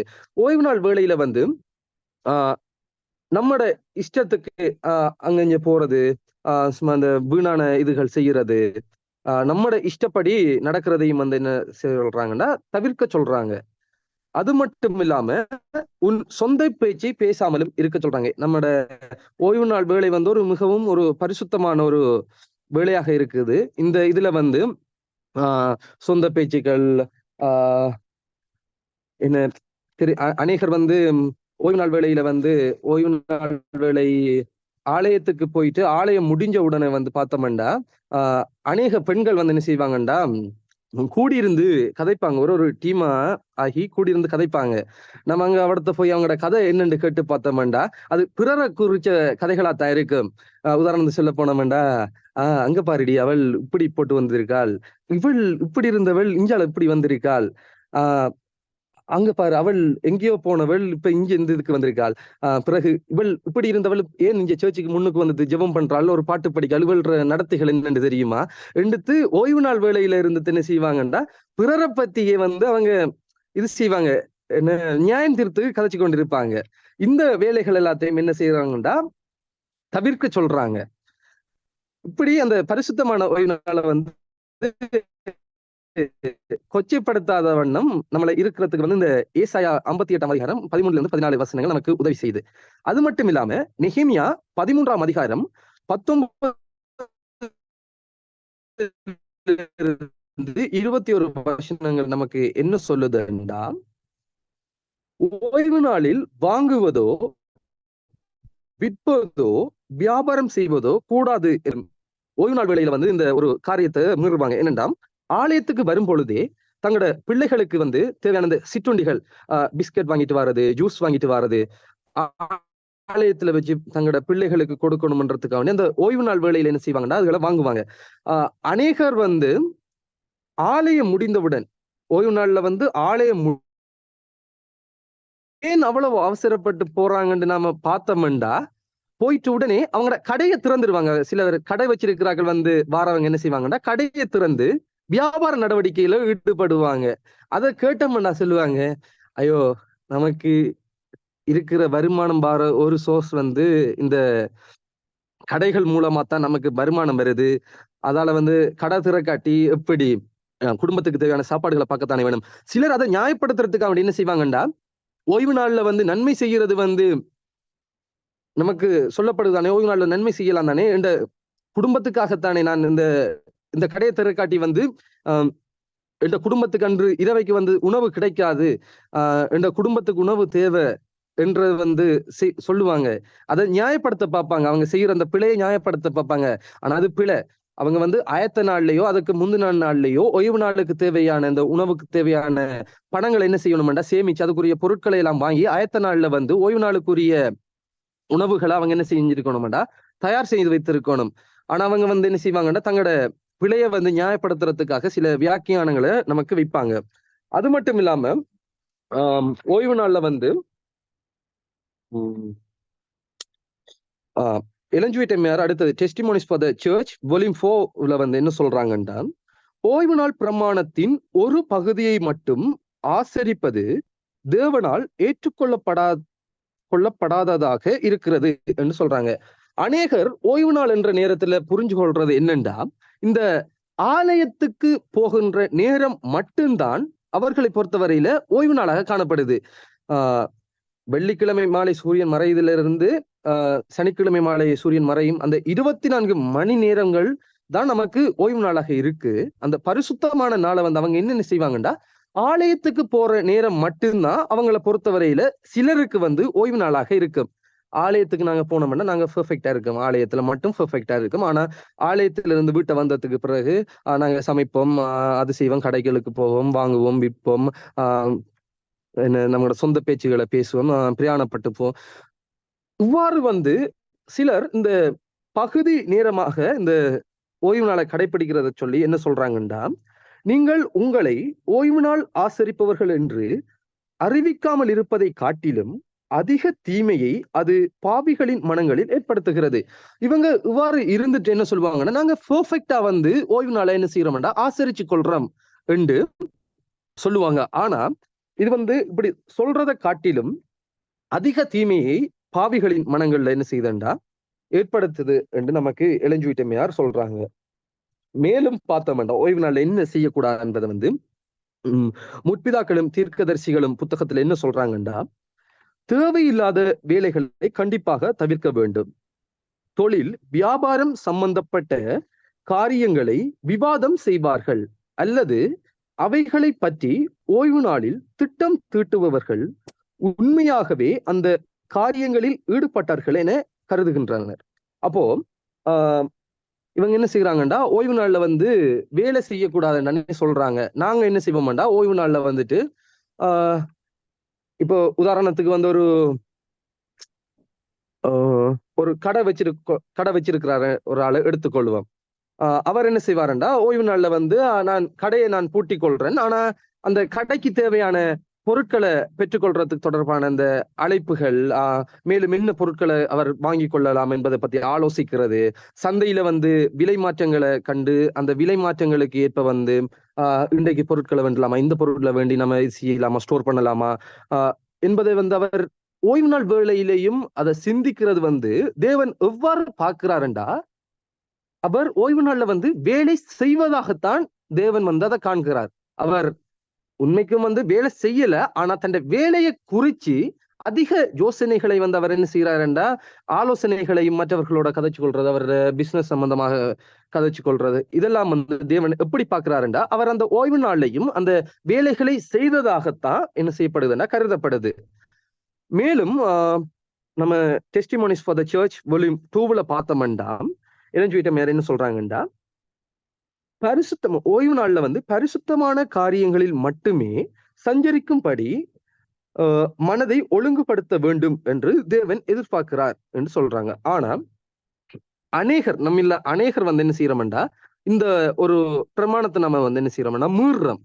நம்மோட மனதை வந்து பரிசுத்தமான காரியங்கள்ல வந்து சஞ்சரிக்கிறத விட்டுட்டு அநேக தேவையில்லாத விஷயங்கள்ல நாம என்ன செய்யறோம்டா மனதை வந்து அலைபாய விடுறோம். உதாரணத்துக்கு ஆலயம் போயிட்டு வந்து என்ன செய்யறோம்டா, டிவி பார்க்கும், டிவில போட்டது சிலர் வந்து என்ன செய்வாங்கண்டா ஏஞ்சல் டிவி பார்ப்பாங்க. அதுக்கு அவங்க சொல்லுவாங்க, ஏஞ்சல் டிவி பார்த்துட்டு சொல்லுவாங்க என்னண்டா, நாங்க இதுலயும் வந்து தேவ செய்தி தானே கேட்கமெண்டு. நீங்க பாத்தீங்கன்னா எசேக்கியல்ல சொல்லப்படுது, ஒரு எருசலேமின் அருவருப்புகள்ல சொல்லப்படுற ஒரு அருவருப்புல பார்த்தோம்னா அங்க 25 புருஷர்கள் ஆலயத்திற்கு முன்பாக தலைகளை குனிந்தபடி சூரியனை பார்த்து கொண்டிருந்தார்கள் என்று சொல்லப்படுது. அப்போ நாம வந்து மறைமுகமாக வந்து ஞாயிற்றுக்கிழமை ஆசரிப்பவர்களை வந்து நம்ம என்ன செய்யறோம்டா நம்மளோட வீட்டுகளுக்குள்ள கொண்டு வரோம். அவங்களோட அந்த பிழையான அந்த பாபிலோனிய கிறிஸ்தவர்கள் அந்த பிழையான போதனைகளை என்ன செய்யறோம்னா நம்மளோட வீட்டுகளுக்குள்ள கொண்டு வரோம். ஆனா கேட்டாமண்டா நாங்க பரிசுத்தமாகத்தான் இருக்கோம், ஓய்வு நாள் வேளையிலே நாங்க ஆலயத்துக்கு போயிட்டு தேவ செய்தியை கெட்டுத்து வந்துட்டு வீட்டை ஏஞ்சல் டிவிலையும் வந்து நாங்க என்ன செய்வோம்டா தேவ செய்தியை கேட்போம் என்று சொல்லுவாங்க. அது வந்து ஒரு பாபிலோனிய கிறிஸ்தவர்கள் அந்த பிழையான போதனைகள் வந்து நம்மட சபைகளுக்குள்ள வாரத்துக்குரிய ஒரு இதாக இருக்குது.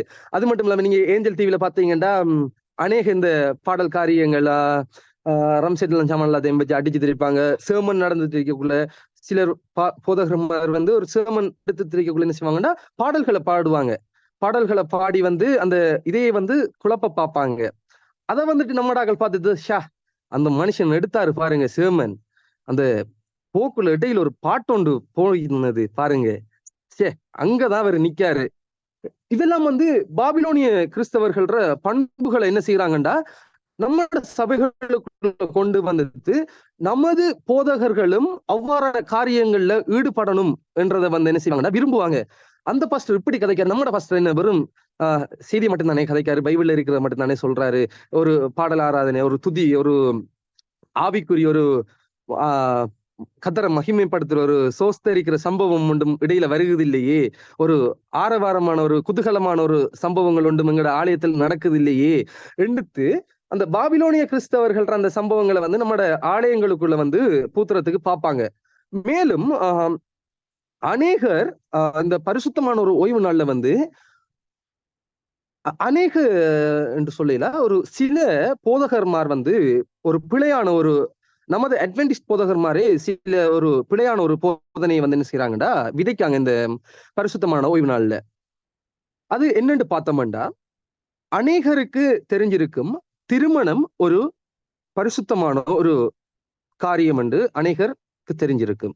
ஆனா அவங்க வந்து என்ன செய்வாங்கண்டா தாம்பத்திய உறவையும் வந்து ஒரு பரிசுத்தமான ஒரு விஷயமாக என்ன செய்யறாங்கண்டா இந்த நாட்கள்ல வந்து போதிக்காங்க. திருமணமும் பரிசுத்தமானதுன்னு சொல்றாங்க, தாம்பத்திய உறவையும் வந்து என்ன செய்யறாங்கன்னா பரிசுத்தமானதுன்னு சொல்றாங்க. நம்ம வந்து வேதாகமத்துல பாக்குற நேரம் தாம்பத்திய உறவுகளை வந்து என்ன செய்யறாங்கன்னா அது ஒரு பரிசுத்தம் இல்லாத ஒரு காரியமா தான் சொல்லப்படுது. யாத்ராகமம் 19ஆம் அதிகாரம் 14-15 வசனங்களை நீங்க எடுத்து பாருங்க. கொஞ்சம் எடுத்தவர்கள் யாராவது வாசிக்க.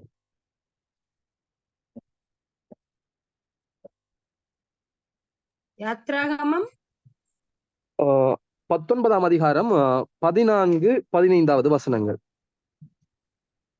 3ஆம் நாள் காலத்தில் இடிமுழக்கம் மின்னல்களும் மலையின் மேலும் கார்மேகம் மகா பலத்த எக்கால சத்தமும் உண்டாயிற்று. பாளையத்திலிருந்து ஜனங்கள் எல்லாரும் நடுங்கினார்கள். அப்பொழுது ஜனங்கள் தேவனுக்கு எதிர்கொண்டு போக மோசே அவர்களை பாளையத்திலிருந்து புறப்பட பண்ணினான். அவர்கள் மலையின் அடிவாரத்திலே நின்றார்கள். கர்த்தர் சீனாய் மலையின் மேல் அக்னியில் இறங்கினபடியால் அது முழுவதும் புகைக்காடா இருந்தது. அந்த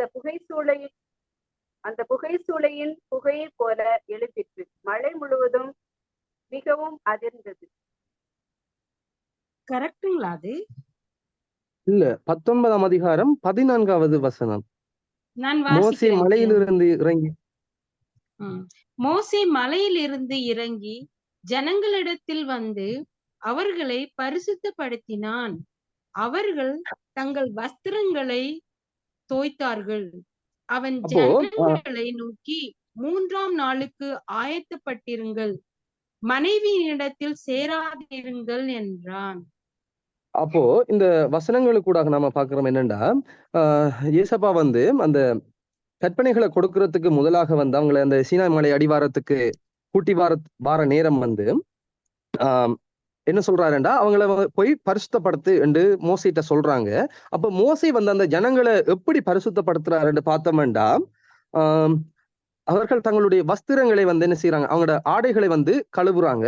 அது மட்டுமல்லாமல் அவங்களோட மனைவிகளோட வந்து 3ஆம் மனைவிகளோட வந்து என்ன செய்யறாங்கன்னா சேர வேணா என்று சொல்லப்படுது.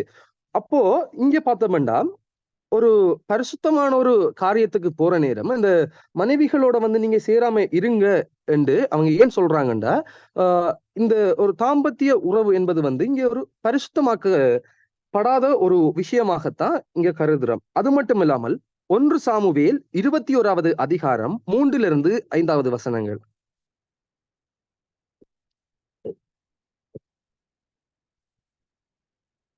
1 சாமுவேல் 21ஆம் அதிகாரம் 3-5 வசனங்கள்.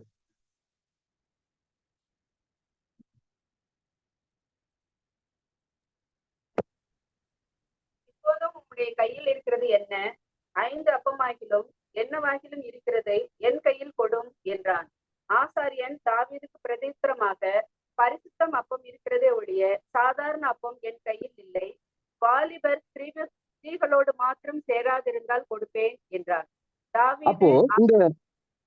அப்போ இந்த வசனத்திலிருந்து நம்ம பார்த்தோம்னா அந்த தாவீதும் அவர்கள நண்பர்களும் வந்து போற நேரம் அவங்களுக்கு உணவு இல்லாம வந்து கடும் பசியாக இருக்குது. அப்ப அந்த ஆலயத்துல போயிட்டு அந்த ஆசாரியன் இடத்துல வந்து அந்த பரிசுத்த அப்பங்களை வந்து என்ன செய்யறாங்கன்னா புசிக்கிறதுக்கு கேட்காங்க. அந்த பரிசுத்த அப்பங்களை வந்து அந்த ஆசாரியன் தான் புசிக்கிறதுக்காக இருக்கும். அப்ப வந்து இவங்க இந்த கேட்கிற நேரம் அந்த ஆசாரியன் என்ன சொல்றாருண்டா, இந்த அப்பங்களை நான் உங்களுக்கு தாரேன்டா,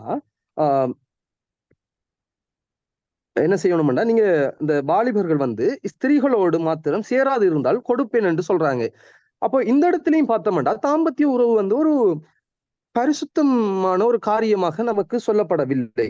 அப்போ இவங்க வந்து அந்த பரிசுத்தமான அப்பத்தை அந்த தாவீதும் அவர்கள நண்பர்களும் புசிக்கிறதுக்காக என்ன சொன்னாங்கன்னா, அதைத்தான் 5வது வசனம் நமக்கு சொல்லுது. தாவீது ஆசாரியனுக்கு பிரதியுத்தரமாக, நான் புறப்படுவதற்கு முன் நேற்றும் முந்த நாளும் ஸ்திரீகள் எங்களுக்கு விளக்கமாய் இருந்தார்கள். வாலிபருடைய அசம்பிகளும் சுத்தமாய் இருக்கிறது.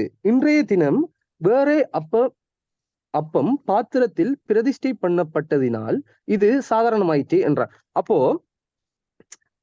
அவர் என்ன சொல்றாருன்னா, நாங்க வந்து பயணப்படுறதுக்கு முதலும் அதுக்கு முந்தின நாளும் என்ன செய்யலண்டா ஸ்திரீகளோட வந்து அவங்க இருக்கல. அது மட்டும் இல்லாம அவங்களோட நண்பர்களுடைய புறப்பொறுப்புகளும் வந்து சுத்தமாக இருக்குது. அப்போ இந்த அப்பத்தை நாங்க புசிக்கலாம் தானே என்று சொல்றாங்க. அப்போ அதுக்கு பிறகு வந்து அவங்களுக்கு அந்த அப்பம் என்ன செய்யுதுன்னா புசிக்க கொடுக்காங்க. இப்ப பார்த்தோம்னா இந்த தாம்பத்திய உறவு வந்து ஒரு பரிசுத்தம் இல்லாத ஒரு காரியமாகத்தான் நம்ம என்ன செய்யறோம்னா வேதாகமத்துல பார்க்கணும். ஆகவே அநேகர் வந்து இதை வந்து ஒரு பரிசுத்தமான ஒரு காரியமாக சொல்லி ஓய்வு நாள்ல வந்து இந்த தாம்பத்திய உறவுல ஈடுபடுறது ஒரு அவங்க பிழையாக ஒரு எண்ணக்கருவோட தான் இந்த இவ்வளவு காலமும் செய்து வந்திருப்பாங்க. தயவு செய்து இதுல வந்து கணவன் மனைவிமார்கள் இருந்தீங்கன்னா தயவு செய்து இவ்வாறு ஓய்வு நாள்ல வந்து இந்த தாம்பத்திய உறவுல ஈடுபடுறதை கொஞ்சம் தவிர்த்து கொள்றது நல்லது. ஏனென்றா இது வந்து ஒரு பரிசுத்தம் இல்லாத ஒரு காரியமாக இருக்கிறது. இந்த ஒரு பரிசுத்தமான ஓய்வு நாள்ல வந்து அது பரிசுத்த குளைச்சலாக்குற விஷயமாக வந்து நமக்கு இருக்குது. மேலும் நாம வந்து பார்க்கிற நேரம் பெற்றோர்களுக்காக வந்து இளஞ்சுவிட்டமையார் என்ன சொல்றாங்கன்னா, பெற்றோர்களுக்காக இல்ல, அயத்த நாளில் கவனிக்க வேண்டிய மற்றுமொரு அலுவலும் உண்டு. இந்நாளில் குடும்பத்திலும் சபையிலும் சகோதரர்களுக்கு இடையிலுள்ள எல்லா மனக்கசப்புகளும் வேற்றுமைகளும் அகற்றப்பட வேண்டும். இப்போ இந்த வாரத்தின் 6 நாள்ல வந்து ஏதோ ஒரு நாள்ல வந்து நமக்கு யாரோடையோ சரி ஒரு பிரச்சனை ஒன்று வந்துட்டேன்னா அந்த பிரச்சனையுரிய அவங்களோட இருக்கிற அந்த பிரச்சனை மனநிலையோட வந்து நம்ம ஓய்வு நாளுக்குள்ள கடந்து செல்லக்கூடாது. அந்த ஒரு விரோத மனநிலையோட வந்து நம்ம அந்த ஓய்வு நாள்ல கடந்து செல்லக்கூடாது. அதற்கு பதிலாக வந்து நம்ம என்ன செய்யலாம்டா, அந்த பிரச்சனைக்குரியாள்கிட்ட நம்ம மன்னிப்பும் கேட்டு அந்த விரோதத்தை வந்து நம்ம மனசுல இருந்து அழிச்சு போறதுக்காக தேவனிடத்துல ஒரு ஜெபம் பண்ணிட்டும் நம்ம அந்த ஓய்வு நாள் வேளையில வந்து கடந்து செல்லலாம். அவங்க மேலும் அம்மையார் எழுதும் பொழுது என்ன எழுதுறாங்கடா, எல்லா கசப்பும் குரோதமும் கோபமும் ஆத்துமாவிலிருந்து வெளியேற்றப்பட வேண்டும். பணிந்த ஆவியுடன் நீங்கள் சொஸ்தம் அடையும் படிக்கு உங்கள் குற்றங்களை ஒருவருக்கொருவர் அறிக்கையிட்டு ஒருவருக்காக ஒருவர் ஜெபம் பண்ணுங்கள். அப்ப அவங்க எழுதுற நேரம் சொல்றாங்க, சகோதரர்களிடத்திலேயும் நமக்கு இல்ல வேற சபையில வேற ஆறுகளுக்கு இடையிலேயே வந்து ஒரு பகை ஒன்று இருக்குமெண்டா அந்த பகையை வந்து நம்ம என்ன செய்யணும்டா ஓய்வு நாளுக்குள்ள என்ன செய்யணும்னா கொண்டு போகக்கூடாது. அதற்கு முதலே ஆயத்த நாள்லயே வந்து நம்ம என்ன செய்யணும்டா அந்த அவங்களோட மன்னிப்பு கட்டு அந்த பகை எல்லாத்தையும் மறந்துட்டு 2 பேரும் ஒருவருக்கொருவராக ஜெபம் பண்ணிட்டு ஓய்வு நாள்ல கடந்து செல்லணும் என்றதை குறித்து நமக்கு சொல்லப்படுது. அடுத்தது பெற்றோர்களுக்காக ஒரு இது அநேக அட்வென்டிஸ் தாய்மார்களோ தகப்பன்மார்களோ இந்த விஷயத்துலதான் என்ன செய்வாங்கன்னா அதிக தவறுகள் விடுவாங்க. அதற்கு கேட்கிற நேரம் வந்து பிள்ளையின் எதிர்காலம் இந்த விஷயத்துல இருக்குன்னு சொல்லித்தான் இந்த பிள்ளைகளோட எதிர்காலத்தை சாட்டி இந்த தவறுகளை விடுவாங்க. இத எலஞ்சுவைட்டமையார் எவ்வாறு எழுதுறாங்கண்டா, நம்மவருள் சிலர் தம் மக்களை ஓய்வு நாளில் கலாசாலைக்கு அனுப்புகின்றனர். பெற்றோர் இவ்விஷயத்தில் கட்டாயப்படுத்தப்படவில்லை. ஆனால் கலாசாலை அதிகாரிகள் பிள்ளைகள் பிள்ளைகள் 6 தினங்களிலும் கலாசாலை வராவிட்டால் அவர்களை கலாசாலை ஏற்றுக்கொள்ள மறுத்து விடுகின்றனர். இப்போ அநேக தாய்மார்கள் என்ன செய்யறாங்கன்னா, சனிக்கிழமைகள்ல வந்து பிள்ளைகளை வகுப்புக்கு அனுப்புறது. கேட்டா அதுக்கு ஒரு காரணம் சொல்லுவாங்க. அன்னைக்கு சனிக்கிழமைக்கு வகுப்புக்கு போகாட்டி அந்த பிள்ளையை நீ அவங்க அந்த வகுப்புல சேர்த்துக்கொள்ள மாட்டாங்க. இதுல அந்த பிள்ளையோட எதிர்காலம் தங்கி இருக்கு. அது எப்படி இப்ப ஒரு பாஸ்டர் வந்து அந்த பெற்றோர்கிட்ட கேட்டாங்கன்னா அவங்க சொல்லுவாங்க, ஐயோ எப்படி பாஸ்டர் விடுற, கொஞ்சம் யோசிச்சு பாருங்க. அப்போ எங்கட இலங்கையில வந்து இந்த O level A level என்று சொல்லி 2 உயர் பரீட்சைகள் இருக்கு. இந்த பரீட்சைகள் வந்து முக்கியமான பரீட்சைகள். அப்போ அந்த தரத்துல கல்வி கேட்கிற பிள்ளைகள பெற்றோர் சொல்லுவாங்க, ஐயோ இதுலானே என்ற பிள்ளையோட வாழ்க்கை இருக்கு.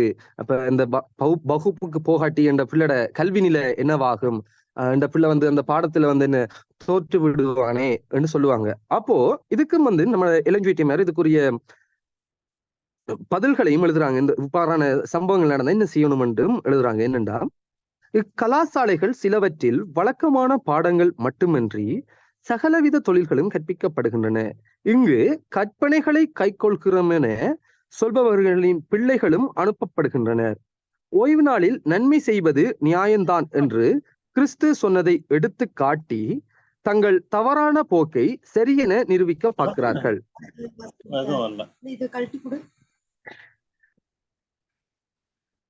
காரணம் அப்போ என்ன செய்யறாங்கன்னா, அப்ப சொல்றாங்க ஓய்வு நாள்ல நன்மை செய்யறது சிறப்பா தானே இருக்கு. அப்ப இந்த பிள்ளைக்கு வந்து கல்வி அறிவு தானே அந்த கலாசாலைகள் போதிக்கின்றது. அப்ப ஓய்வு நாள்ல நன்மை செய்யலாம் தானே என்று சொல்றாங்க. அதுக்கு நம்ம இளஞ்சுவீட்டை என்ன சொல்றாங்கன்னு பார்த்தோம்னா, இக்காரணம் சரியானால் தம் மக்களுக்கு ஆகாரம் சம்பாதிக்க ஓய்வு நாளில் வேலை செய்வதும் நியாயமாகும்.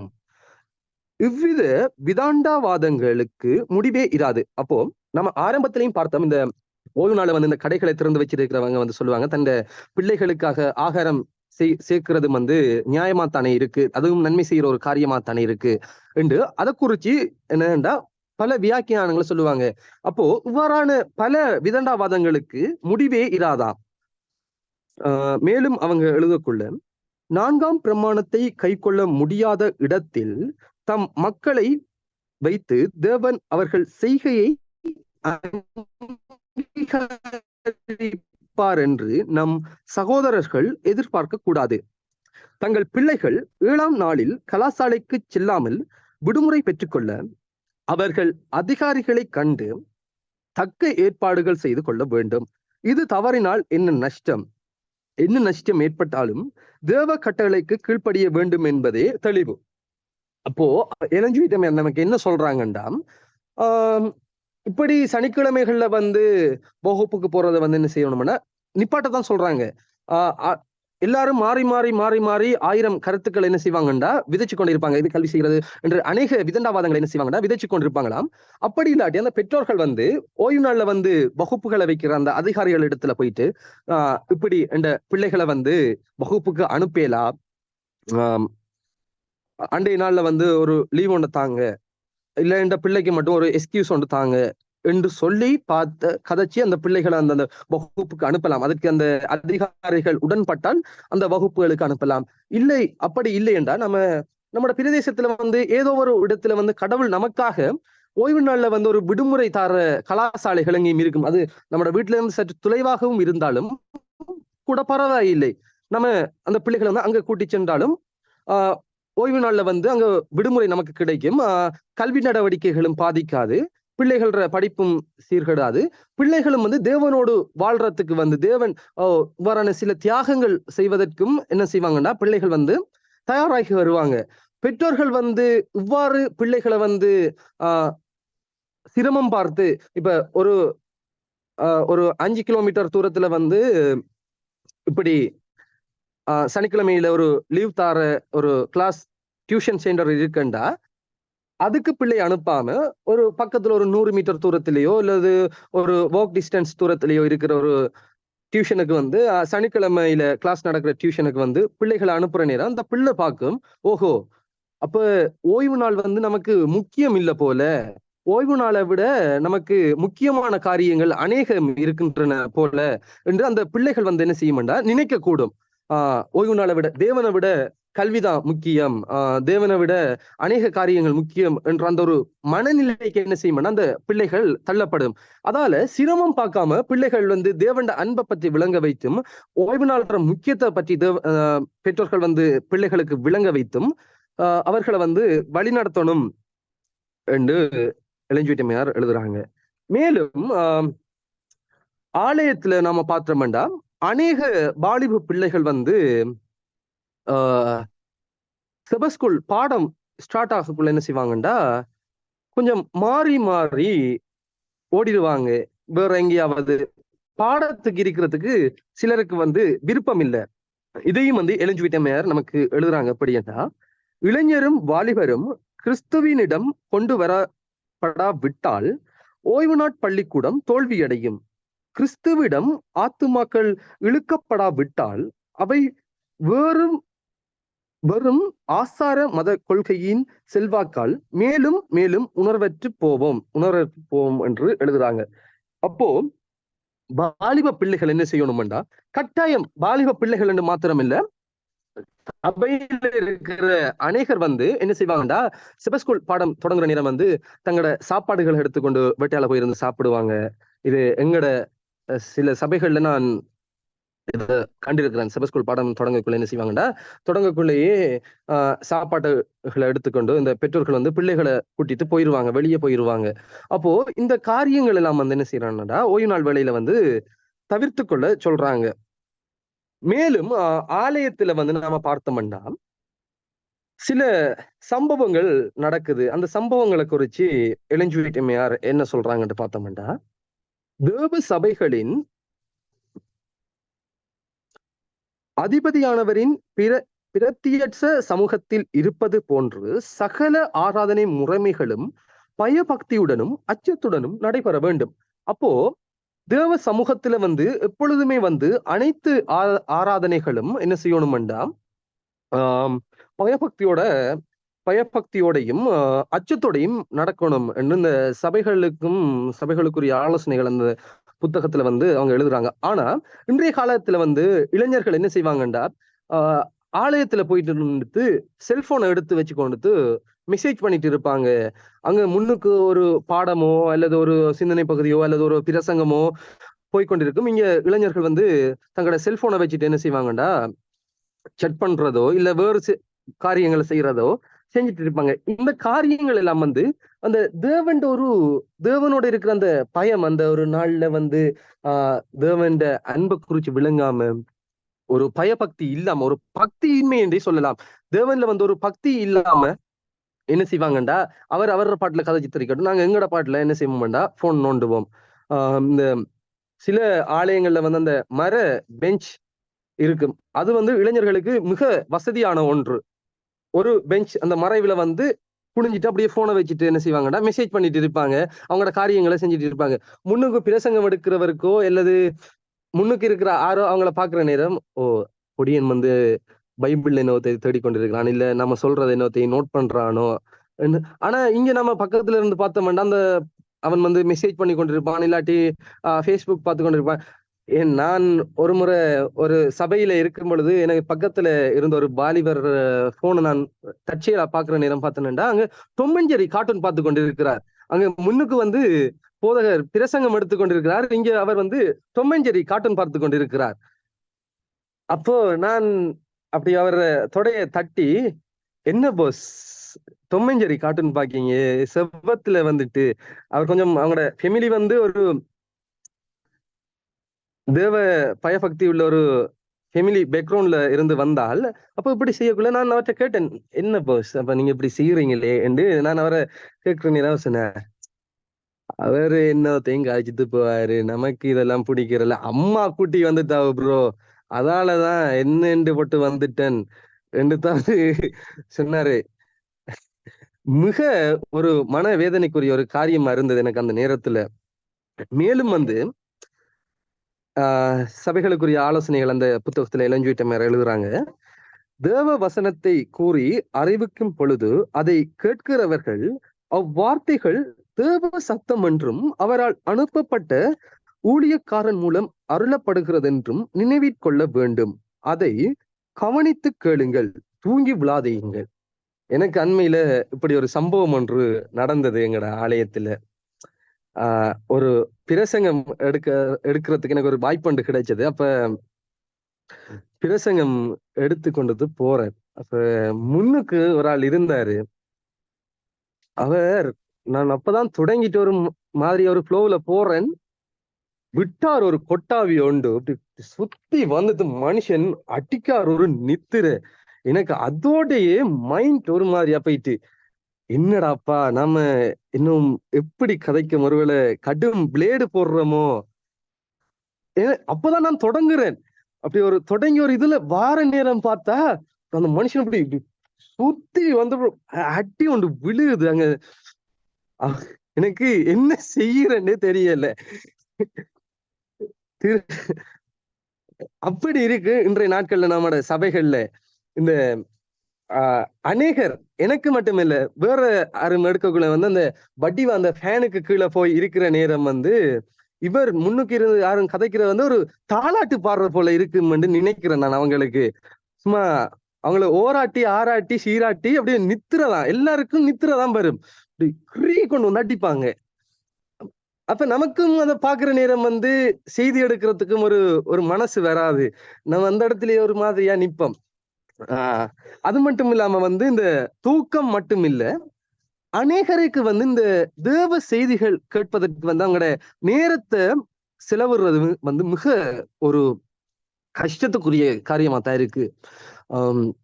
இலங்கையில வந்து சில பிரதேசங்கள்ல வந்து எங்களோட பெரிய பாஸ்டர் சார்ல்ஸ் வந்து அவர் சொல்லுவார், முதல்லாம் வந்து மலைநாடு என்று ஒரு பிரதேசம் ஒன்று இருக்கு எங்களோட பிரதேசத்துல. அப்ப மலைநாட்டு மக்கள் வந்து 2 மணித்தாலும் 3 மணித்தாலும் சேமன் என்றாலும் இருந்து பயபக்தியாக கேட்பாங்க.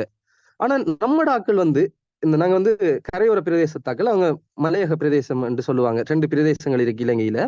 அப்போ அந்த ஜனங்கள் வந்து இவ்வளவு நேரம் என்றாலும் அந்த செய்திகளை கேட்கும். நம்மடாக்கள் வந்து ஒரு 20-30 நிமிஷம் என்றாலும் இருக்கையில அவங்களுக்கு அந்த செய்திகளை கேட்டு இருக்கலாம். அப்படித்தான் அன்றைக்கு நான் செய்தி எடுத்து இருக்கேன். ஒரு 45 நிமிஷத்தை கடந்து போகுது செய்தி. பார்த்தா முன்னுக்கு இருக்கிற ஒரு கொஞ்சம் பேர் தங்களோட பேக் எல்லாத்தையும் வந்து எடுத்து வைக்காங்க. பேக்குகளுக்குள்ள பைபிள் எல்லா அவங்களோட சகல பொருட்களையும் எடுத்து வச்சு வீட்டு போறதுக்கு தயாராயிட்டாங்க. எழும்புறாங்க. 2 பேர் எழும்பி போயிட்டாங்க. கொஞ்சம் பேர் வந்து தயாராகுறாங்க. இந்த பொடியன் இப்ப அந்த செய்தி கொஞ்சம் லோங்கா தான் போயிட்டு இருந்தது. அவங்களுக்கு இருந்து கேளா அவங்க என்ன செய்யறாங்கன்னா தயாராகுறாங்க போறதுக்கு. எனக்கு அது உடனே எனக்கு மனம் ஒரு மாதிரியா போயிட்டு, அப்ப நான் அவடத்தி அந்த செய்தியை நான் என்ன செஞ்சேன், நான் முடிச்சிட்டு நான் வந்துட்டேன். முழுசா அந்த செய்தியை நான் என்ன செய்யலண்டா எடுக்கல. ஏனண்டா ஒருத்தரும் வந்தாங்க பார்த்தேன், எல்லாரும் வந்து நேரம் போயிட்டு. ஏனண்டா எங்களோட சபையில வந்து பிரசங்கங்கள் வந்து அதிக நேரத்துக்கு போகாது, கொஞ்சம் நேரத்தோடயே வந்து முடிஞ்சிடும். அண்ட் நான் கொஞ்சம் கூட நேரம் எடுத்துட்டேன். அதால வந்து எல்லாரும் அவங்களோட பாட்டுல எழும்பிட்டு போறாங்க. இதை குறிச்சு ஒரு நாள் பாடத்திலையும் கூட கலந்து ஆலோசிக்கும் பொழுது அவங்க சொன்ன ஒரு காரியம் என்னண்டா, சர்ச் முடிச்சு போயிட்டான், வீட்டை சமைக்கணும். ஓய்வு நாள் வேளையில வந்துட்டு ஆலயம் முடிச்சு போயிட்டு வீட்டை போய் என்ன செய்யணும்டா, சமைக்கணுமா. அப்போ நான் கேட்டேன், ஓய்வு நாள்ல வந்து நெருப்பெல்லாம் மூட்டக்கூடாதுன்னு சொல்றாங்களே, அப்ப நீங்க எப்படி சமைப்பீங்க, ஆயத்த நாள்ல சமைச்சு வைக்கிறானேன்னு கேட்டதுக்கு வந்து அதுக்கு அவங்க என்ன சொல்றாங்கடா, தம்பி அப்ப நீங்க ஒரு ஆளை காட்டுங்க பார்ப்போம், ஆயத்த நாள்ல சமைச்சு ஓய்வு நாள்ல சாப்பிடுற ஒரு ஆளை காட்டுங்க பார்ப்போம், இப்படி யாராவது சபையில இருக்காங்களா என்று கேட்டதுக்கு வந்து நான் சொன்னேன், அப்படி நாம சொல்லலாம், அநேகர் இருப்பாங்க, நீங்க இல்ல என்றதுக்காக வேண்டி அநேகர் அப்படி இல்ல என்று நம்ம நினைக்க கூடாது. இவ்வாறான காரியங்கள் தான். இந்த கருத்து சொன்னது வந்து செபஸ்குல் பாடம் எடுத்துக்கொண்டிருக்கிற அந்த பாடம் எடுக்கிற ஆள் தான் வந்து இந்த கருத்தை சொல்றாங்க. நான் வந்து சர்ச் முடிஞ்சு போய் தான் சமைக்கணும், எனக்கு நிறைய வேலைகள் இருக்கு, இந்த ஆலயம் முடிச்சு போனதுக்கு பிறகுதான் செய்யணும், அதால வந்து ஆலய நேரத்தை வந்து மட்டுப்படுத்தி கொள்ள வேண்டும் என்று பாடம் எடுக்கிற ஆளை சொல்றது வந்து ஒரு வேதனைக்குரிய விஷயங்கள். மேலும் வந்து நாம வாசிக்கிற நேரம், ஏனெனில் உங்களுக்கு தேவையான போதனை அந்நேரத்தில் கூறப்படலாம், அதை கவனித்தால் தவறான பாதைகளின் நிற்பதினின்று உங்கள் பாதங்கள் பாதுகாப்பு பெறும். அப்போ அநேகர் வந்து இந்த வார்த்தையை விளங்கி கொள்றல, அங்க சொல்ற ஒரு செய்தி வந்து தங்களை ஒரு திருத்திக் கொள்ளக்கூடிய ஒரு விஷயமாக இருக்கும் என்றதை அவங்க வந்து நினைச்சு பாக்குறல, ஏதோ ஒரு கடமைக்காக நான் அனைவரையும் குற்றப்படுத்தவில்லை. அந்த இவ்வாறு செய்கிற சிலரை பற்றி தான் நான் குறிப்பிடுகிறேன். நீங்க பிள்ளையாக நினைச்சு கூட அநேகர் வந்து இப்படி இருக்காங்க. அப்ப ஆலயத்துல வந்து முழுசுமே அப்படி என்று இல்ல, சிலர் செய்கிற அந்த பிள்ளைகளை தான் நான் என்ன செய்யறேன்னா இங்க சொல்றேன். அப்போ அவங்க வந்து என்ன செய்வாங்கன்னா, அந்த தேவண்ட சத்தத்தை வந்து அவங்க கேட்காம போறாங்க. கேட்காம போயிட்டு கடைசியில வந்து தேவண்ட அழிவுக்குள்ளால என்ன செய்வாங்கன்னா உட்படுத்தப்படுவாங்க. இப்ப நீங்க ஒரு ஆள் அப்படி தூங்கி விழுற நேரம் கூட அங்க சொல்லப்படுற ஒரு போதனை வந்து அவருக்குரிய ஒரு போதனையாக இருக்கலாம். அவர் மனதுல வந்து ஒரு குற்றப்படுதல் ஒன்று இருக்கிற நேரம் அதற்குரிய ஒரு பதில் அந்த நேரத்துல சொல்லப்படலாம். பிசாசு வந்து இவ்வாறான நேரத்துல தான் வந்து என்ன செய்வான்டா, நம்மட புலன்களோட வந்து வஞ்சிப்பான். நம்மட புலன்களை அவன் மாற்றி அநேக காரியங்களை நம்மட அவ்வாறான நேரத்துல என்ன செய்வான்டா கொண்டு வருவான்.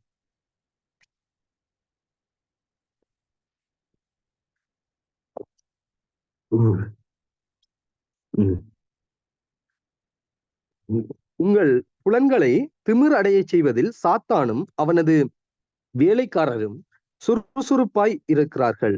இப்படிப்பட்ட வேளையில் எச்சரிப்புகள், புத்திமதிகள், கடிந்து கொள்ளுதல் உங்கள் செவிகளில் படாமற் போகும். கேட்கப்படுவதனாலும் அவை இருதயத்தில் கிரியை செய்து ஜீவிய சீர்திருத்தம் உண்டாக்காது.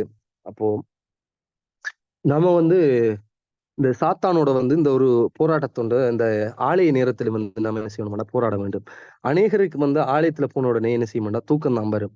அந்த ஃபேனு இந்த முழுகிட்டு வருவாங்க ஆலயத்துக்கு போக்குல பரிசுத்தமா போகணுமன்றதுக்காக வேண்டி, சுத்தமாக போகணுமன்றதுக்காக வேண்டி முழுகிட்டு வருவாங்க. அந்த முழுகிட்டு வந்த ஈரத்தோட வந்து ஃபேனுக்குள்ள இருக்கிற நேரம் அந்த காத்து படுற நேரம் அப்படியோ சில்லாக இருக்கும். முன்னுக்கு அவரு கதைக்கிறதும் ஆலயம் சைலண்டா இருக்கும். முன்னுக்கு ஒரு ஆள் கதைப்பாரு.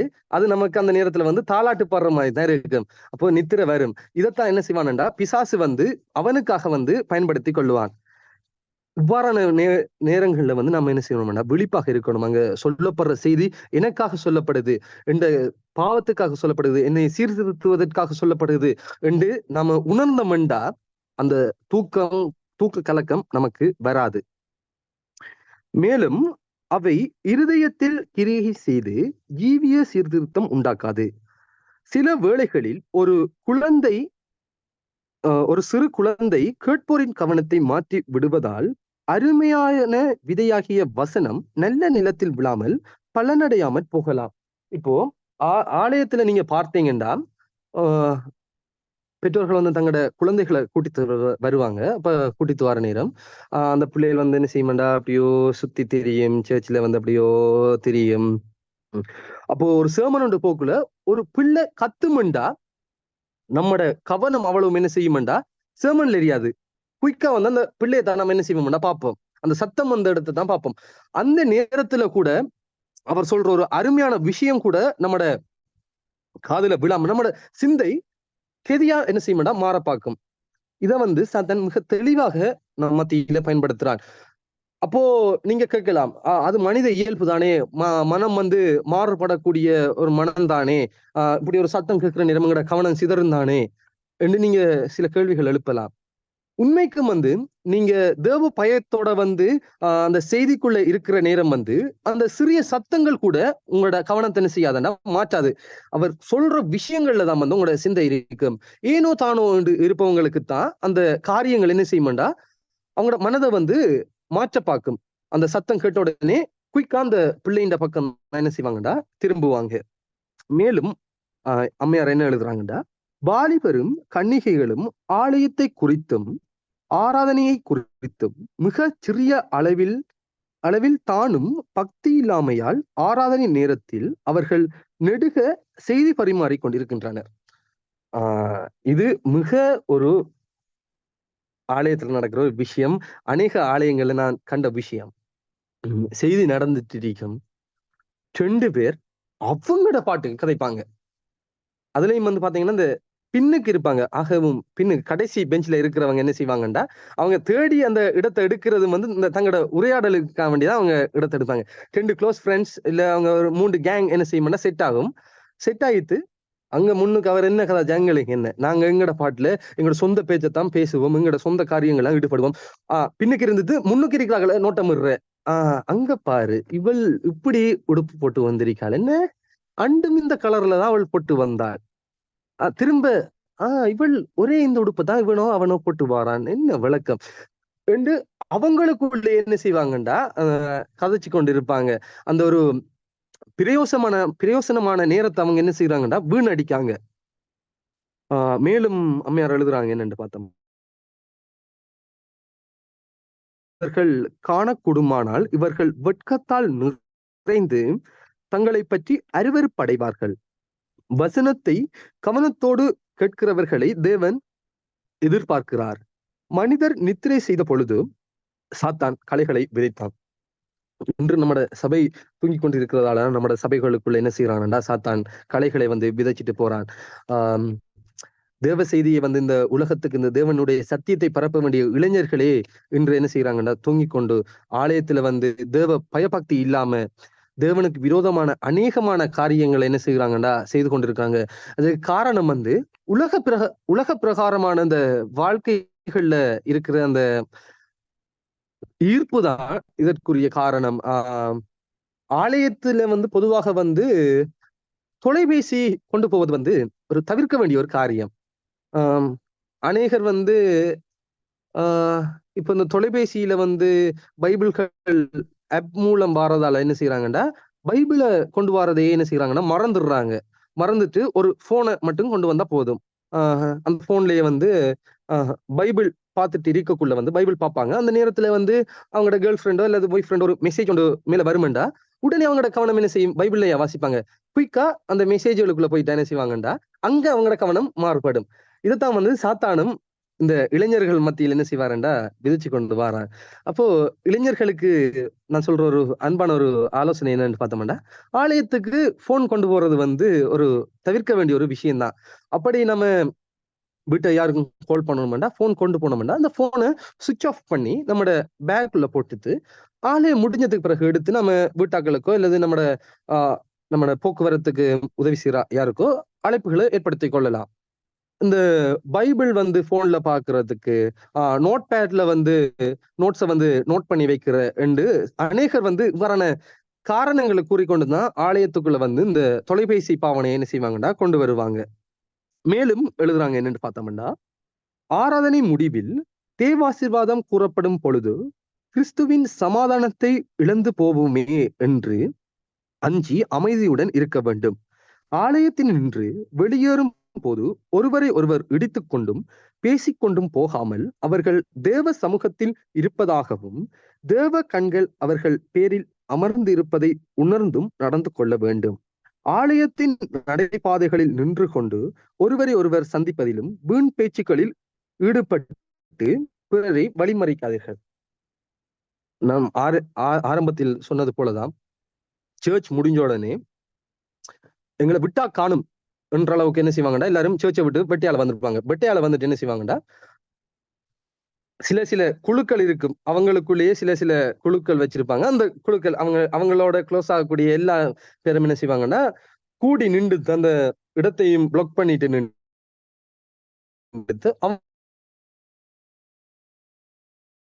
அவங்களோட பாட்டுக்கு இன்னும் எல்லாம் கதைச்சிட்டு இருப்பாங்க. இதையும் சிலர் என்ன செய்வாங்கன்னா ஆலயத்துல நின்று காரியங்கள் எல்லாம் செய்ய வேணாம் என்று சொல்றாங்க. மேலும் எழுதும் போது அவங்க அம்மையார் சொல்றாங்க, ஆலயத்தின் உட்பாகம் பரிசுத்த பயபக்திக்குரியதாக மதிக்கப்பட வேண்டும். பழைய நண்பர்களை சந்தித்து பேசியும் சாதாரண பேச்சுக்களை பேசி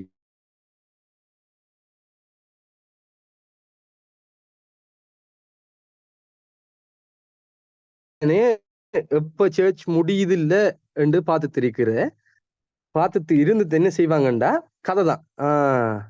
சிலர் ஆலயத்துக்குள்ள நின்று கொண்டும் கதைப்பாங்க. எங்க போன நீங்க எவ்வளவு காலமும் கணையும் கிடைக்குதும் இல்ல. அவங்க அதுக்கு ஒரு பதில் சொல்லுவாங்க.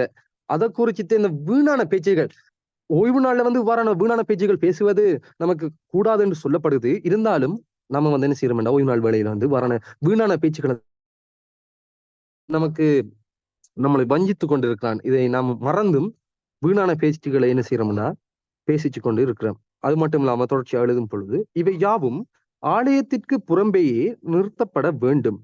தேவனும் அவரது தூதர்களும் கவலையினமாக உரத்த சிரிப்பினாலும் கால்களின் சலசலப்பினாலும் கனவீனம் அடைகிறார்கள். அப்போ இந்த அவங்களோட நட்புகள் வந்து என்ன செய்யணும்னா ஆலயத்துக்கு வெளியோடையே அவங்க நிறுத்திட்டு ஆலயத்துக்கு வந்து ஆலயத்துல வந்து பயபக்தியாக இருக்கணும். அப்படி இல்லாமல் சிலர் பாத்தீங்கன்னா அங்க சேமம் நடந்து திரிக்கும், குறுக்காலம் மறுக்காலம் மாறி மாறி நடந்து திரிவாங்க. முன்னுக்கு இருந்து என்ன செய்வாங்கன்னா தண்ணி குடிக்கிறன்ற பேர்ல வந்து பின்னுக்கு அந்த ஃபில்டர்லாம் வந்து தண்ணி எல்லாம் பின்னுக்கு வச்சிருப்பாங்க. வருவாங்க, வந்துட்டு குடிச்சிட்டு போக்குள்ள வந்து அவங்களோட தோழிகளோ இல்ல தோழர்களோ யாரும் இருந்தாலும் முதுகுல அப்படி தட்டி கதைச்சிட்டு திரும்ப அப்படியே போவாங்க. திரும்ப பார்த்தா தசம பாகத்துக்கு வந்து அந்த எண்பல கொடுக்கறதுக்கு அப்படின்னு சொல்லி திரும்ப வருவாங்க. திரும்ப வர நேரமும் அப்படி ஒரு சின்ன ஒரு கதையை கதைச்சிட்டு தான் போவாங்க. ஆலயத்துல வந்து அநேகர் அவ்வாறு செய்வாங்க. ஆலயம் நடந்து கொண்டு இருக்கும் பொழுதே இந்த குறுக்கால மறுக்கால் நடக்கிறது, மற்றவங்களோட கவனத்தை என்ன செய்வாங்கன்னா கலைச்சு கொண்டு போவாங்க. ஒரு ஆள் சின்சியரா இருந்து செய்தி கேட்டுக்கொண்டிருக்கும் பொழுதும் கூட இவங்க இவ்வாறு செல்ற நேரம் வந்து அவங்களோட கவனமும் என்ன செய்யுதுன்னா அங்க சிதறடிக்கப்படுது. இந்த காரியங்கள் எல்லாம் வந்து ஓய்வு நாள்ல வந்து செய்யக்கூடாது என்று சொல்லப்படுது. இதை தவிர வேறு ஏதாவது விடயங்கள் இருந்தாலும் நம்ம கலந்து ஆலோசிக்கலாம். இதை குறிச்சு வேற ஏதாவது கருத்துக்கள், கேள்விகள் இருக்குதா?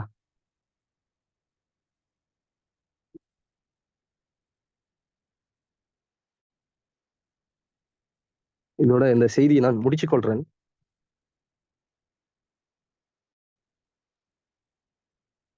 கர்த்தருடைய நாமம் மகிமைப்படட்டும். நிச்சயமான எச்சரிப்போடு கூட ஆண்டவர் நம்மோடு கூட பேசினார் என்று சொல்லி நான் கிறிஸ்துவுக்குள் உணர்கிறேன். சரி, இந்த ஓய்வு நாளில் என்ன செய்ய வேண்டும், என்ன செய்யக்கூடாது, இதை குறித்து ஏதாவது சந்தேகங்கள், கேள்விகள், கருத்து பரிமாற்றங்கள் இருக்கிறதா?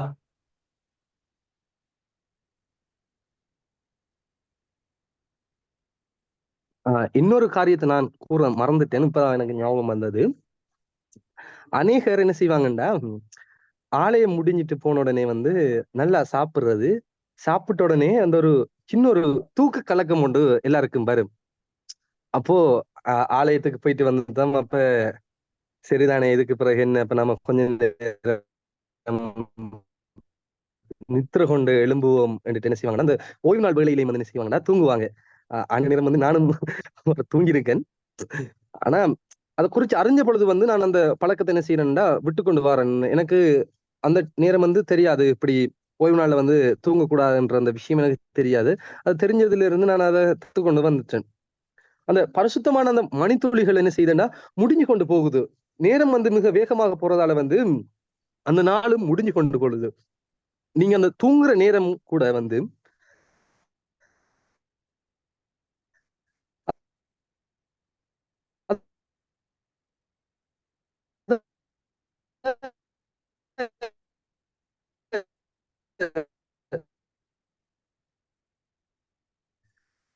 சொல்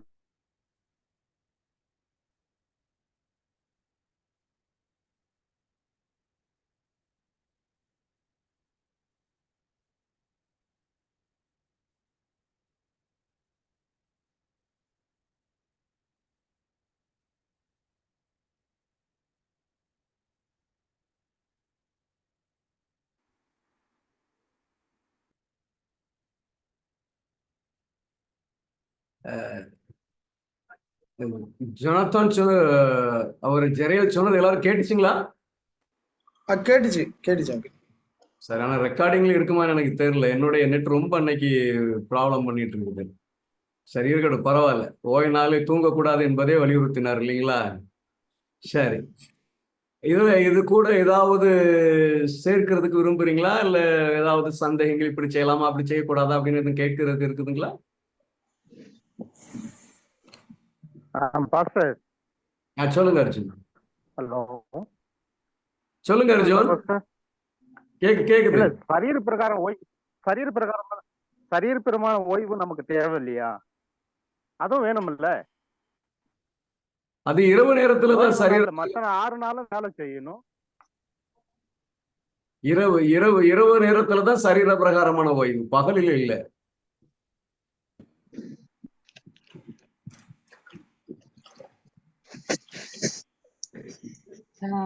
இல்ல எல்லா நேரத்திலயும் பகல்ல நம்ம எடுக்க போறது இல்ல. இல்ல, மறுபடியும் நம்ம கடந்த நாட்களில அம்மையாருடைய புஸ்தகத்துல இருந்து என்ன படிச்சோம் அப்படின்னா, நீங்க 6 நாளும் உங்க எனர்ஜி எல்லாம் இழந்துட்டு 7வது நாள்ல நீங்க சரீரபரமாக ஓய்ந்திருக்கிற அந்த அனுபவத்துக்குள்ள கடந்து போகக்கூடாது. நீங்க 7ஆம் நாளிலையும் ஆண்டவருக்கென்று வேலை செய்வதற்கு ஏதுவான பலத்தை வைத்திருக்க வேண்டும் என்று எழுதியிருக்கிறாங்க.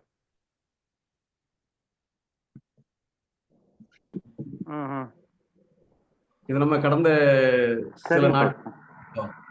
அதனால நம்ம உழைப்பை வந்து ஆதாயத்தை நம்ம வந்து அதை நம்ம 6 நாளும் நம்ம குடும்பத்துக்காக நம்ம செய்கிற பிரயாசத்துல 7ஆம் நாளிலே செயல்பட முடியாத அளவுக்கு நம்முடைய எனர்ஜியை வேஸ்ட் பண்ணிடக்கூடாது. 7ஆம் நாள்ல நம்ம செயல்படுவதற்கு எதுவான பலம் நமக்கு இருக்க வேண்டும்.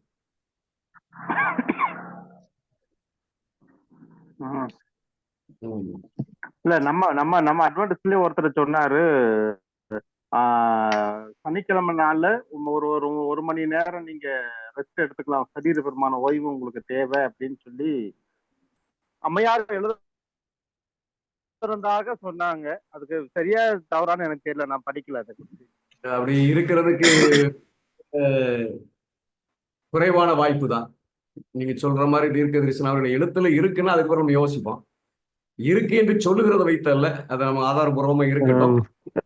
குறுக்கிட்டு பேசுறதுக்கு மன்னிக்கணும். நான் ஒரு இடத்துல வந்து ஒரு உதாரணத்தை நான் உங்கள்ட்ட சொல்லி கேட்கலாமான்னு நினைக்கிறேன். என்னன்னா, ஒரு நிமிஷம். என்னுடைய ஃபேமிலி, ஏமா ஹெமிலா உங்க நெட்டை மாத்திருங்க,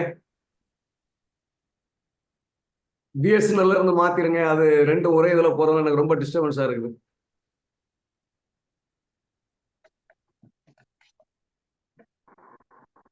மாத்திட்டீங்களா? இல்ல இப்ப ஆஃப் பண்ணிட்டு பிறகு ஆன் பண்ணுங்க.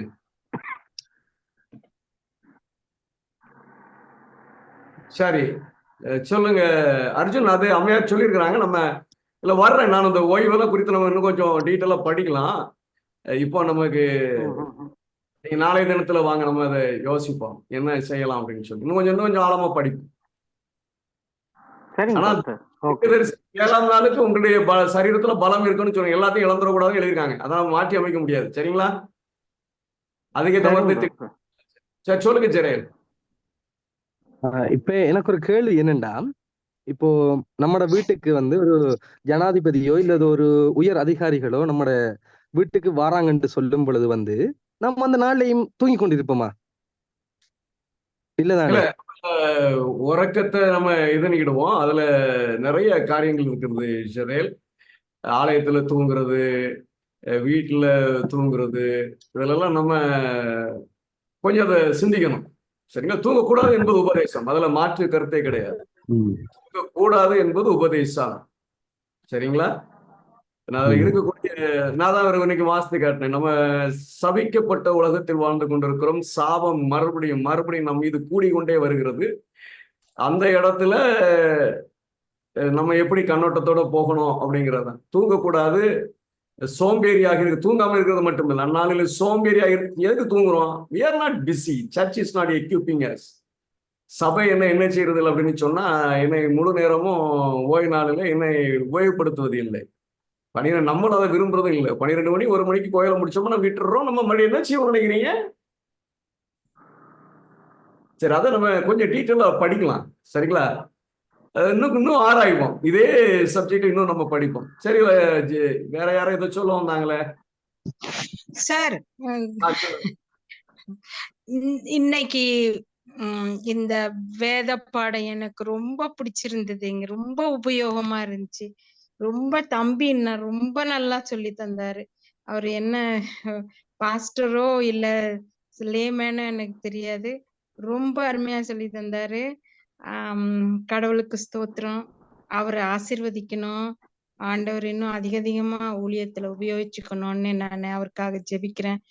எனக்கு ரொம்ப பிடிச்சிருந்தது. ரொம்ப ஆசீர்வாதமா இருந்தது. நன்றி.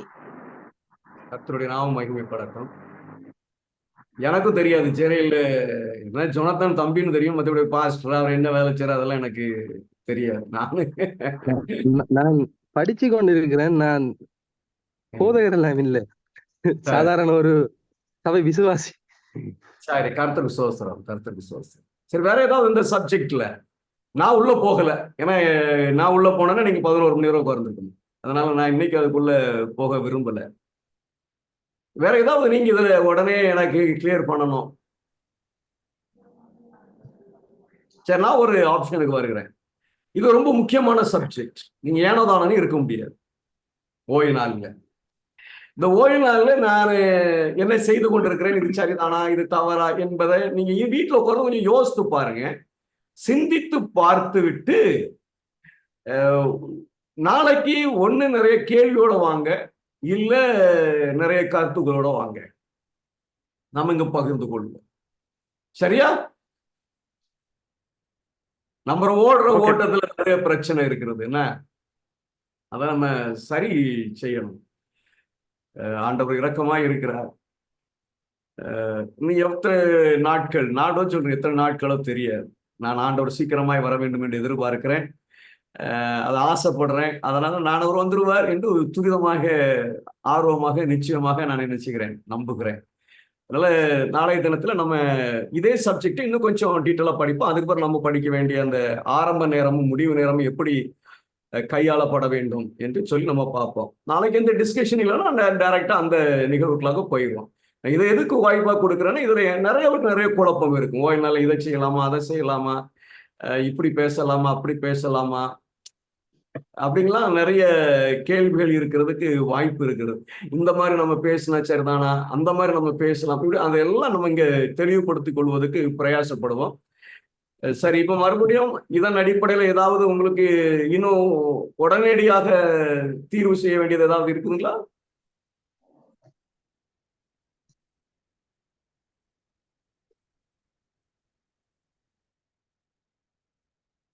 சரி, அப்படி இல்லை அப்படின்னா நம்ம ஜெபத்துக்குள்ளாக கடந்து செல்வோம். தனலட்சுமின்னு இருக்கிறீங்க, ஜெபம் பண்ணலாமா? ஓகேங்க சார். சரி, இந்த மாதிரி தனலட்சுமி அவங்களும் ஜெபம் பண்ணுவாங்க. பிரதர் அர்ஜுன், நீங்களும் ஜெபம் பண்ணலாமா? சரிங்கப்பா சார். சரி, முதல்ல சகோதரி ஜனலட்சுமி ஜெபம் செய்வார்கள். அதற்கு பிறகு நம்முடைய சகோதரர் அர்ஜுன் அபேல் அவர்கள் ஜெபம் செய்வார்கள். நம்ம ஜெபம் செய்வோம். ஜெபிப்போம். துதிகளின் மத்தியில் வாசமா இருப்பவரே, அப்பா, இந்த அருமையான இரவு நேரத்திற்காக நன்றி செலுத்துகிறோம். இப்பொழுதும் தகப்பனே, நாங்கள் சிலராய் கூடி ஆண்டவரே உம்முடைய வார்த்தைகளை தியானித்தோம். இந்த வார்த்தைகள் ஆண்டவரே இந்த ஓய்வு நாளை கை கொள்றதை குறித்து ஆண்டவரே நாங்கள் அநேக காரியங்கள் ஆண்டவரே நாங்கள் படித்தோம். நீங்க எங்களுக்கு கொடுத்திருக்கிற இந்த காரியங்களை நாங்கள் கற்றுக்கொண்டோம் சுவாமி. இனி வருகிற ஓய்வு நாட்களிலாவது ஆண்டவரே இப்படிப்பட்ட தவறுகளை நாங்கள் செய்யாதபடிக்கு, ஒருவேளை ஆண்டவரே நாங்கள் இதுக்கு முன்னாடி செய்திருப்போமானால் இதற்கு அப்புறம் ஆண்டவரே ஆலயத்துல பேசிக்கொள்றது, ஆண்டவரே பின்னாடி உட்காந்து ஆண்டவரே பிரசங்கத்தை கவனிக்காம இருக்கிறது, இப்படிப்பட்ட காரியங்கள் இருக்குமானால் தகப்பனே இதையெல்லாம் நாங்க சரி செய்து கொள்ள உதவி பண்ணுங்க. ஓய்வு நாள்ல ஆண்டவரே சோம்பலாகவும் ஆண்டவரே வீணாகவும் நாங்கள் நேரத்தை கழிக்காம இருக்க எங்களுக்கு உதவி பண்ணுங்க. இந்த ஓய்வு நாளை நாங்கள் பரிசுத்தமாக நாங்கள் கைக்குள்ள எங்களுக்கு பலன் தாங்க. நாங்கள் படித்த பாடங்களுக்காக மறுபடியும் நன்றி செலுத்துகிறோம். இன்னும் ஆண்டவரே வருகிற நாட்கள்ல நாங்க அதிகமாய் உங்களுடைய சத்தியங்களை நாங்கள் கூடி படிக்க எங்களுக்கு உதவி பண்ணுங்க. இந்த குழுவில் இணைந்திருக்கிற ஒவ்வொருத்தரையும் ஆண்டவரே, உங்க குடும்பங்களையும் நீங்க விசேஷமாக ஆசீர்வதிங்க. நாங்கள் பிரியாமல் ஒவ்வொரு நாளும் உங்களுடைய சத்தியங்களை நாங்கள் தியானித்து அதன்படி நடக்க எங்களுக்கு உதவி பண்ணுங்க தேவனே. எல்லா துதிகன மகிமையும் ஒருவருக்கே ராஜா. இயேசுவின் நாமத்தில் ஜெபிக்கிறோம் பிதாவே. ஆமென். எங்களை நேசிக்கிறத நல்ல ஆண்டவரே, மறுபடியும் சமூகத்துல வந்து நாங்க நிற்கிறோம். நீர் எங்கள் மீது வைத்திருக்கிற அன்புக்காய் இரக்கத்துக்காய் நாங்கள் நன்றி செலுத்துகிறோம். நல்ல ஆண்டவரே, இந்த நாளிலே நாங்கள் கற்றுக்கொண்ட வேத பாடங்களுக்காய் நாங்கள் நன்றி செலுத்துகிறோம். எங்கள் மீது எவ்வளவாய் நீர் அக்கறை உள்ளவராய் ஆண்டவரே கிருபை நிறைந்தவராய் இருக்கிறதுக்காய் நாங்கள் நன்றி செலுத்துகிறோம். ஓய்வு நாளே நாங்கள் பரிசுத்தமாய் ஆசரிக்கிறதற்கு ஆண்டவரே ஆவியோடு உண்மையோடு தொழுது கொள்ள நீர் உதவி செய்யும். எந்த சூழ்நிலையிலும் நாங்கள் நிச்சயத்தை இழந்து விடாதபடிக்கு நாங்கள் செய்து வருகிற எல்லாவித ஆண்டவரே ஆராதனை முறைமைகளிலும் ஒழுக்கங்களிலும் எங்களுக்கு நீர் புதிய பாடங்களை கற்று தருவினுமாய் நாங்கள் ஜெபிக்கிறோம். ஆண்டவரே, இந்த சிறு குழு உம்முடைய ஆண்டவரே அந்த ராஜ்யத்துக்கு தகுதி உள்ள பிள்ளைகளாய் மாற்றும்படிக்கு பெரிய குழுவாய் மாற உதவிச்சு, அநேகருக்கு இது பிரயோஜனமாக உதவிச்சு. எங்களை ஆசி இந்த நாளிலே செய்து கொண்டு நம்முடைய மகனை நீர் ஆசீர்வதி. இன்னும் அதிகமாய் நாங்கள் பகிர்ந்து கொண்டு சத்தியத்துல இன்னும் நாங்கள் அதிகமாய் முதிர்ச்சி அடைய நீர் உதவி செய்ய வேணுமா? எங்களுக்காக மரித்து விரித்தெழுந்த இயேசுவின் நாமத்தில் வேண்டுகிறோம் நல்ல பிதாவே, ஆமென். சோஸ்திரம். கர்த்தர் உங்களை ஆசீர்வதிப்பாராக.